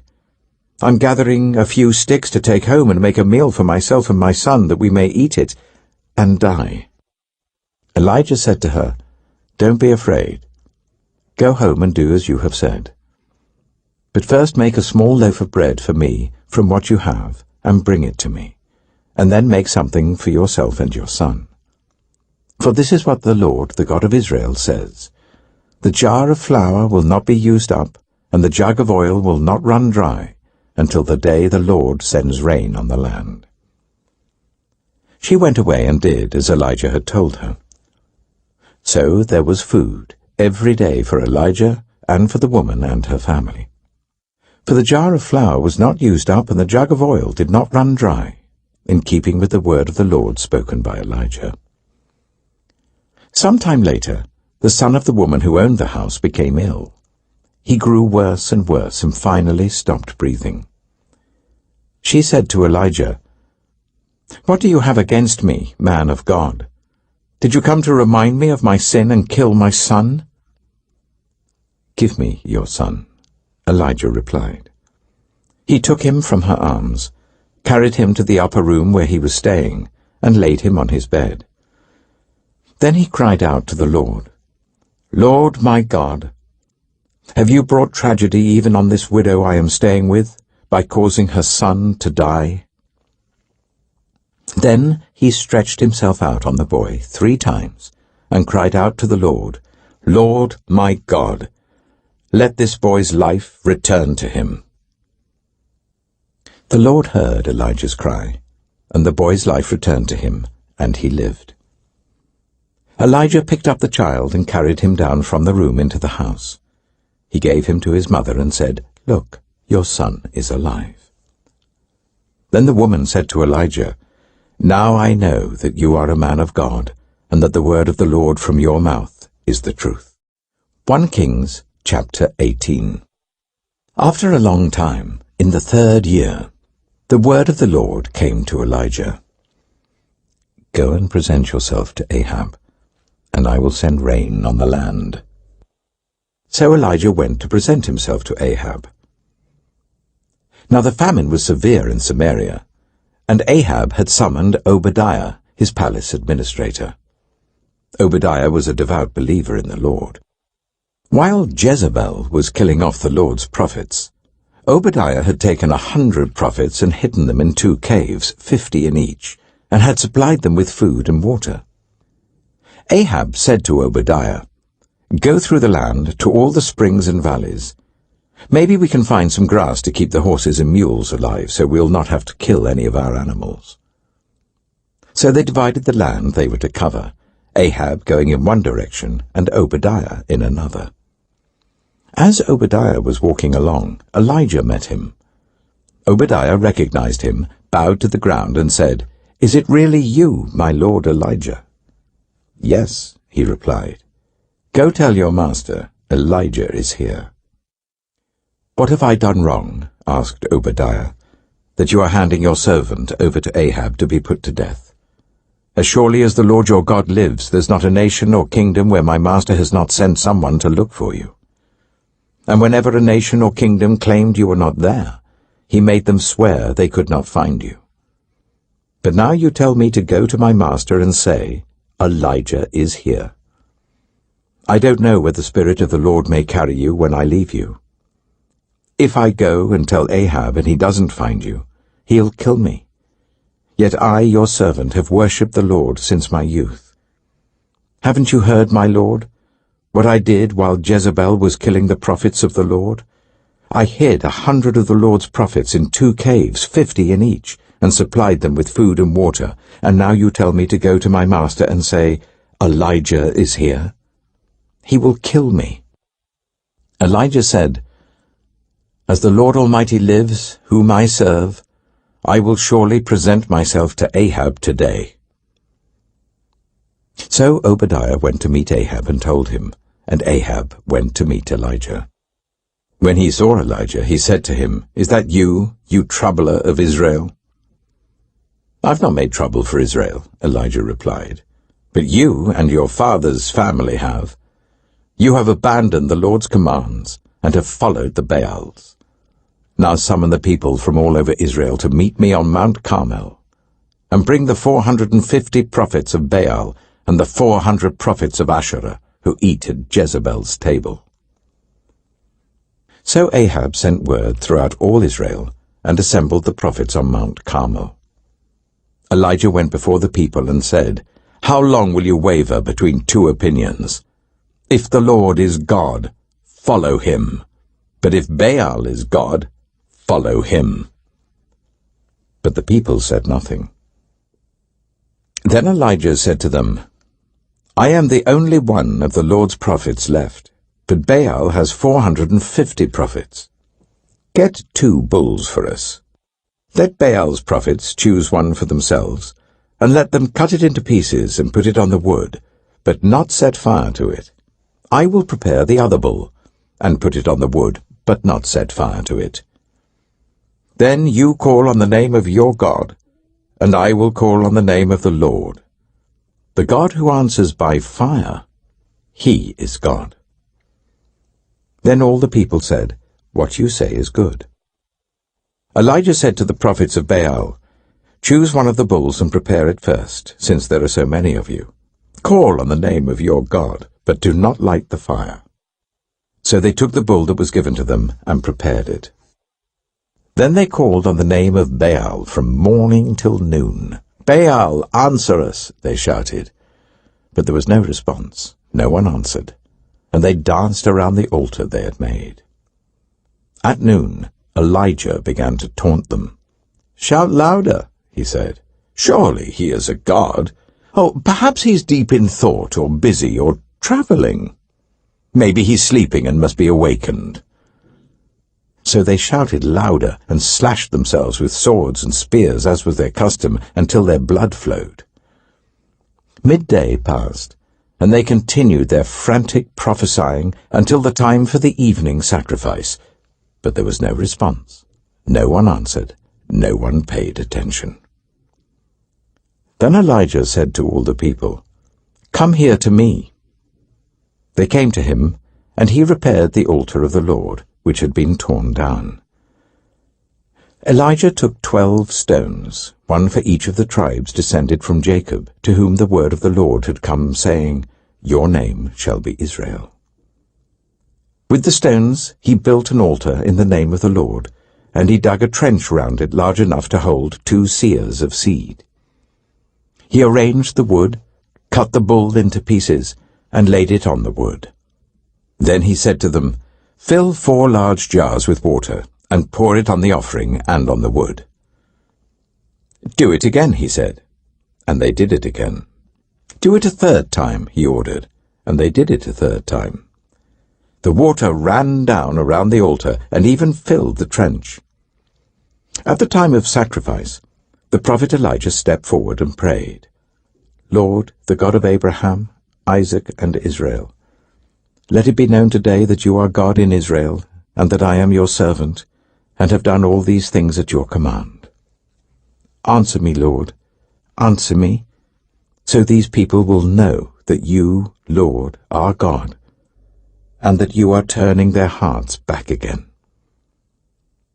Then the fire of the Lord fell and burned up the sacrifice, the wood, the stones, and the soil, and also licked up the water in the trench.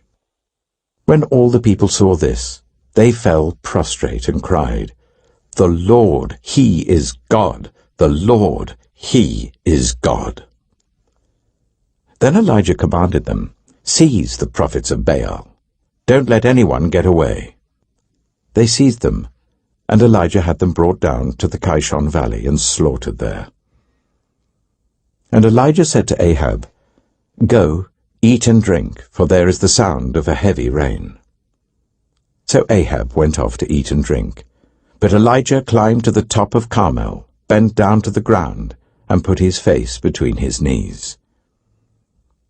"Go and look towards the sea," he told his servant, and he went up and looked. "There's nothing there," he said. 7 times Elijah said, "Go back." The 7th time the servant reported, "A cloud as small as a man's hand is rising from the sea." So Elijah said, "Go and tell Ahab, hitch up your chariot and go down before the rain stops you." Meanwhile, the sky grew black with clouds, the wind rose, a heavy rainstorm came on, and Ahab rode off to Jezreel. The power of the Lord came on Elijah, and tucking his cloak into his belt, he ran ahead of Ahab all the way to Jezreel. 1 Kings chapter 19.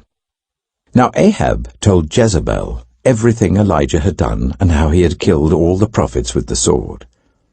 So Jezebel sent a messenger to Elijah to say, "May the gods deal with me, be it ever so severely, if by this time tomorrow I do not make your life like that of one of them." Elijah was afraid and ran for his life. When he came to Beersheba in Judah, he left his servant there, while he himself went a day's journey into the wilderness. He came to a broom bush, sat down under it and prayed that he might die. "I've had enough, Lord," he said. "Take my life. I am no better than my ancestors." Then he lay down under the bush and fell asleep. All at once an angel touched him and said, "Get up and eat." He looked around, and there by his head was some bread baked over hot coals, and a jar of water. He ate and drank, and then lay down again. The angel of the Lord came back a 2nd time and touched him and said, "Get up and eat, for the journey is too much for you." So he got up and ate and drank. Strengthened by that food, he travelled for 40 days and 40 nights until he reached Horeb, the mountain of God. There he went into a cave and spent the night. And the word of the Lord came to him, "What are you doing here, Elijah?" He replied, "I have been very zealous for the Lord God Almighty. The Israelites have rejected your covenant, torn down your altars, and put your prophets to death with the sword. I am the only one left, and now they are trying to kill me too." The Lord said, "Go out and stand on the mountain in the presence of the Lord, for the Lord is about to pass by." Then a great and powerful wind tore the mountains apart and shattered the rocks before the Lord. But the Lord was not in the wind. After the wind there was an earthquake, but the Lord was not in the earthquake. After the earthquake came a fire, but the Lord was not in the fire. And after the fire came a gentle whisper. When Elijah heard it, he pulled his cloak over his face and went out and stood at the mouth of the cave. Then a voice said to him, "What are you doing here, Elijah?" He replied, "I have been very zealous for the Lord God Almighty. The Israelites have rejected your covenant, torn down your altars, and put your prophets to death with the sword. I am the only one left, and now they are trying to kill me too." The Lord said to him, "Go back the way you came, and go to the desert of Damascus. When you get there, anoint Hazael king over Aram. Also anoint Jehu, son of Nimshi, king over Israel. And anoint Elisha, son of Shaphat, from Abel-Meholah, to succeed you as prophet. Jehu will put to death any who escape the sword of Hazael, and Elisha will put to death any who escape the sword of Jehu. Yet I reserve 7,000 in Israel, all whose knees have not bowed down to Baal, and whose mouths have not kissed him." So Elijah went from there and found Elisha, son of Shaphat. He was ploughing with 12 yoke of oxen, and he himself was driving the 12th pair. Elijah went up to him and threw his cloak around him. Elisha then left his oxen and ran after Elijah. "Let me kiss my father and mother goodbye," he said, "and then I will come with you." "Go back," Elijah replied. "What have I done to you?" So Elisha left him and went back. He took his yoke of oxen and slaughtered them. He burned the ploughing equipment to cook the meat and gave it to the people, and they ate. Then he set out to follow Elijah and became his servant. 1 Kings chapter 20. Now Ben-Hadad, king of Aram, mustered his entire army. Accompanied by 32 kings with their horses and chariots, he went up and besieged Samaria and attacked it. He sent messengers into the city to Ahab, king of Israel, saying, "This is what Ben-Hadad says, 'Your silver and gold are mine, and the best of your wives and children are mine.'" The king of Israel answered, "Just as you say, my lord the king, I and all I have are yours." The messengers came again and said, "This is what Ben-Hadad says, 'I sent to demand your silver and gold, your wives and your children. But about this time tomorrow I'm going to send my officials to search your palace and the houses of your officials. They will seize everything you value and carry it away." The king of Israel summoned all the elders of the land and said to them, "See how this man is looking for trouble. When he sent for my wives and my children, my silver and my gold, I did not refuse him." The elders and the people all answered, "Don't listen to him or agree to his demands." So he replied to Ben-Hadad's messengers, "Tell my lord the king, your servant will do all you demanded the first time, but this demand I cannot meet." They left and took the answer back to Ben-Hadad. Then Ben-Hadad sent another message to Ahab. "May the gods deal with me, be it ever so severely, if enough dust remains in Samaria to give each of my men a handful." The king of Israel answered, "Tell him, one who puts on his armor should not boast like one who takes it off." Ben-Hadad heard this message while he and the kings were drinking in their tents, and he ordered his men, "Prepare to attack." So they prepared to attack the city. Meanwhile, a prophet came to Ahab, king of Israel, and announced, "This is what the Lord says. Do you see this vast army? I will give it into your hand today, and then you will know that I am the Lord." "But who will do this?" asked Ahab. The prophet replied, "This is what the Lord says. The junior officers under the provincial commanders will do it." "And who will start the battle?" he asked. The prophet answered, "You will."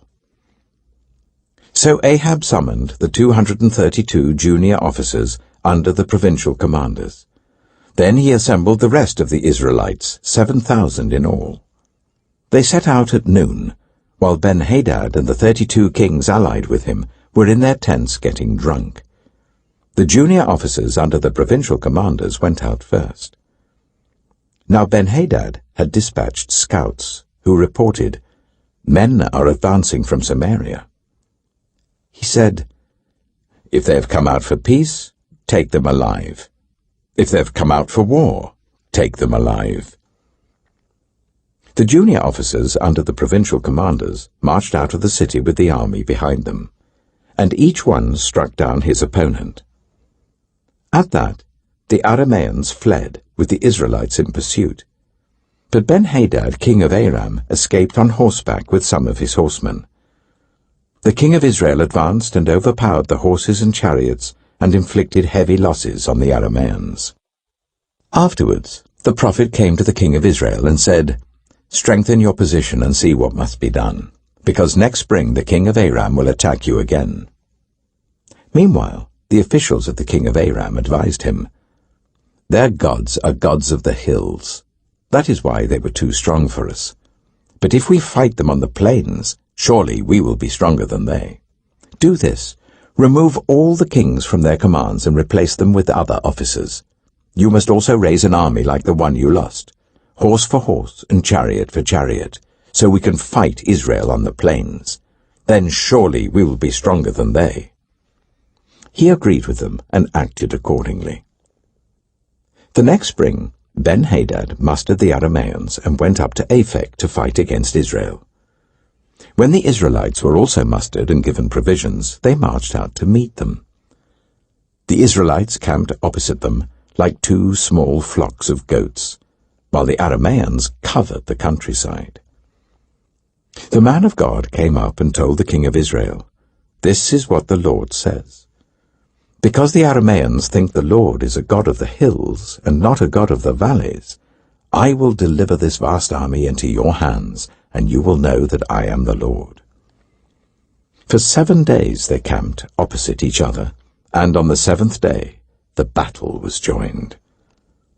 The Israelites inflicted 100,000 casualties on the Aramean foot soldiers in 1 day. The rest of them escaped to the city of Aphek, where the wall collapsed on 27,000 of them, and Ben-Hadad fled to the city and hid in an inner room.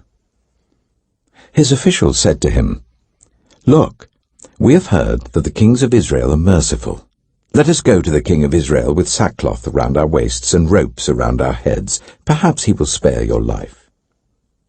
Wearing sackcloth round their waists and ropes round their heads, they went to the king of Israel and said, "Your servant Ben-Hadad says, 'Please let me live.'" The king answered, "Is he still alive?" "He is my brother." The men took this as a good sign and were quick to pick up his word. "Yes, your brother Ben-Hadad," they said. "Go and get him," the king said. When Ben-Hadad came out, Ahab brought him up into his chariot. "I will return the cities my father took from your father," Ben-Hadad offered. "You may set up your own market areas in Damascus, as my father did in Samaria." Ahab said, "On the basis of a treaty I will set you free." So he made a treaty with him and let him go. By the word of the Lord, one of the company of the prophets said to his companion, "Strike me with your weapon." But he refused. So the prophet said, "Because you have not obeyed the Lord, as soon as you leave me, a lion will kill you." And after the man went away, a lion found him and killed him. The prophet found another man and said, "Strike me, please." So the man struck him and wounded him. Then the prophet went and stood by the road waiting for the king. he disguised himself with his headband down over his eyes. As the king passed by, the prophet called out to him, "Your servant went into the thick of the battle, and someone came to me with a captive and said, 'Guard this man. If he is missing, it will be your life for his life, or you must pay a talent of silver.' While your servant was busy here and there, the man disappeared." "That is your sentence," the king of Israel said. "You have pronounced it yourself." Then the prophet quickly removed the headband from his eyes, and the king of Israel recognized him as one of the prophets. He said to the king, "This is what the Lord says. You have set free a man I had determined should die. Therefore it is your life for his life, your people for his people." Sullen and angry, the king of Israel went to his palace in Samaria. 1 Kings chapter 21. Sometime later, there was an incident involving a vineyard belonging to Naboth the Jezreelite. The vineyard was in Jezreel, close to the palace of Ahab, king of Samaria. Ahab said to Naboth, "Let me have your vineyard to use for a vegetable garden, since it is close to my palace. In exchange, I will give you a better vineyard, or, if you prefer, I will pay you whatever it is worth." But Naboth replied, "The Lord forbid that I should give you the inheritance of my ancestors." So Ahab went home, sullen and angry, because Naboth the Jezreelite had said, "I will not give you the inheritance of my ancestors." He lay on his bed sulking and refused to eat. His wife Jezebel came in and asked him, "Why are you so sullen? Why won't you eat?" He answered her, "Because I said to Naboth the Jezreelite, 'Sell me your vineyard, or if you prefer, I will give you another vineyard in its place.' But he said, 'I will not give you my vineyard.'" Jezebel, his wife, said, "Is this how you act as king over Israel? Get up and eat. Cheer up. I'll get you the vineyard of Naboth the Jezreelite." So she wrote letters in Ahab's name, placed his seal on them, and sent them to the elders and nobles who lived in Naboth's city with him. In those letters she wrote, "Proclaim a day of fasting, and give Naboth a prominent seat among the people. But put 2 scoundrels opposite him, and get them to bring charges that he has cursed both God and the king. Then take him out and stone him to death." So the elders and nobles who lived in Naboth's city did as Jezebel directed in the letters she had written to them. They proclaimed a fast and seated Naboth in a prominent place among the people.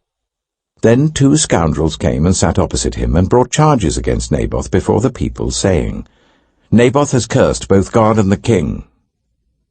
So they took him outside the city and stoned him to death. Then they sent word to Jezebel, "Naboth has been stoned to death."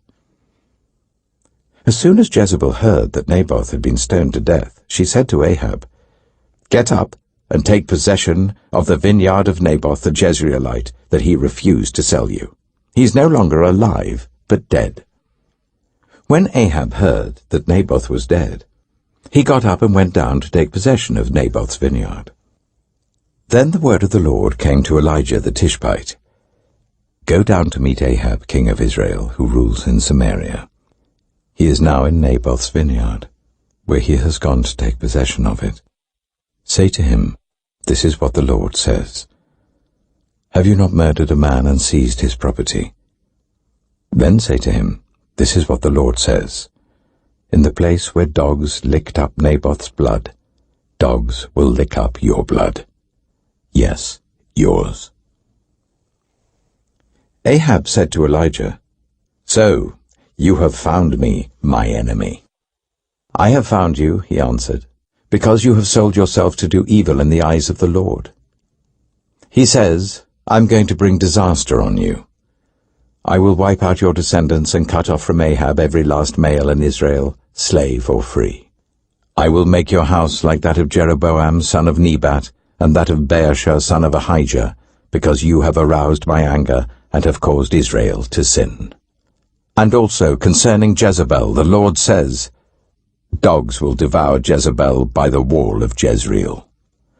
Dogs will eat those belonging to Ahab who die in the city, and the birds will feed on those who die in the country." There was never anyone like Ahab, who sold himself to do evil in the eyes of the Lord, urged on by Jezebel his wife. He behaved in the vilest manner by going after idols, like the Amorites the Lord drove out before Israel. When Ahab heard these words, he tore his clothes, put on sackcloth and fasted. He lay in sackcloth and went around meekly. Then the word of the Lord came to Elijah the Tishbite. "Have you noticed how Ahab has humbled himself before me? Because he has humbled himself, I will not bring this disaster in his day, but I will bring it on his house in the days of his son." 1 Kings chapter 22. For 3 years there was no war between Aram and Israel. But in the 3rd year, Jehoshaphat, king of Judah, went down to see the king of Israel. The king of Israel had said to his officials, "Don't you know that Ramoth-Gilead belongs to us, and yet we are doing nothing to retake it from the king of Aram?" So he asked Jehoshaphat, "Will you go with me to fight against Ramoth-Gilead?"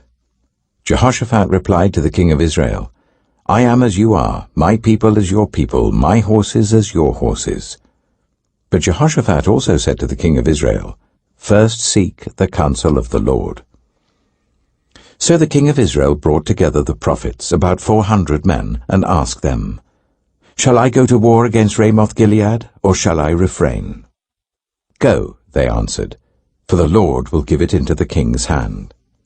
But Jehoshaphat asked, "Is there no longer a prophet of the Lord here, whom we can inquire of?" The king of Israel answered Jehoshaphat, "There is still one prophet through whom we can inquire of the Lord, but I hate him, because he never prophesies anything good about me, but always bad. He is Micaiah, son of Imlah." "The king should not say such a thing," Jehoshaphat replied. So the king of Israel called one of his officials and said, "Bring Micaiah, son of Imlah, at once."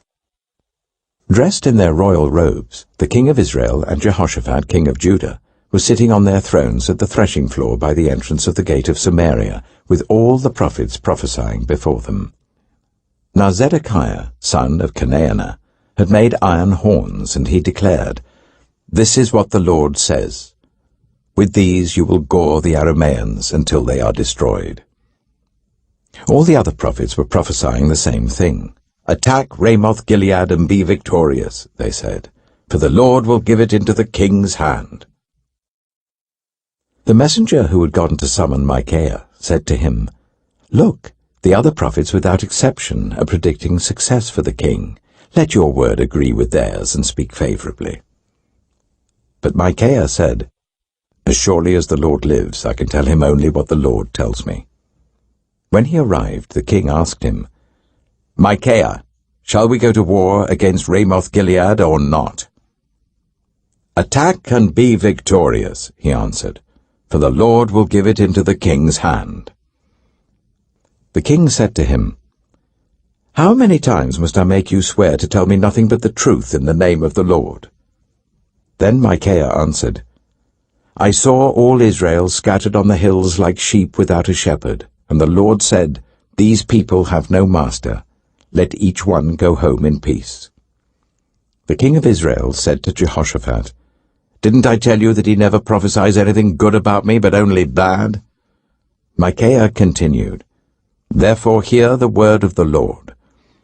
I saw the Lord sitting on his throne with all the multitudes of heaven standing round him on his right and on his left. And the Lord said, 'Who will entice Ahab into attacking Ramoth-Gilead and going to his death there?' One suggested this, and another that. Finally a spirit came forward, stood before the Lord, and said, 'I will entice him.' 'By what means?' the Lord asked. 'I will go out and be a deceiving spirit in the mouths of all his prophets,' he said. 'You will succeed in enticing him,' said the Lord. 'Go and do it.' So now the Lord has put a deceiving spirit in the mouths of all these prophets of yours. The Lord has decreed disaster for you." Then Zedekiah, son of Chenaanah, went up and slapped Micaiah in the face.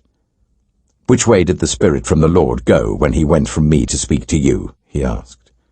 Micaiah replied, "You will find out on the day you go to hide in an inner room." The king of Israel then ordered, "Take Micaiah and send him back to Amon, the ruler of the city, and to Joash, the king's son, and say, 'This is what the king says. Put this fellow in prison and give him nothing but bread and water until I return safely.'" Micaiah declared, "If you ever return safely, the Lord has not spoken through me." Then he added, "Mark my words, all you people." So the king of Israel and Jehoshaphat king of Judah went up to Ramoth-Gilead. The king of Israel said to Jehoshaphat, "I will enter the battle in disguise, but you wear your royal robes." So the king of Israel disguised himself and went into battle. Now the king of Aram had ordered his 32 chariot commanders, "Do not fight with anyone, small or great, except the king of Israel." When the chariot commanders saw Jehoshaphat, they thought, "Surely this is the king of Israel." So they turned to attack him. But when Jehoshaphat cried out, the chariot commanders saw that he was not the king of Israel and stopped pursuing him. But someone drew his bow at random and hit the king of Israel between the sections of his armor. The king told his chariot driver, "Wheel around and get me out of the fighting, I've been wounded." All day long the battle raged, and the king was propped up in his chariot facing the Arameans. The blood from his wound ran onto the floor of the chariot, and that evening he died. As the sun was setting, a cry spread through the army, "Every man to his town, every man to his land." So the king died and was brought to Samaria, and they buried him there. They washed the chariot at a pool in Samaria, where the prostitutes bathed, and the dogs licked up his blood, as the word of the Lord had declared. As for the other events of Ahab's reign, including all he did, the palace he built and adorned with ivory, and the cities he fortified, are they not written in the book of the annals of the kings of Israel?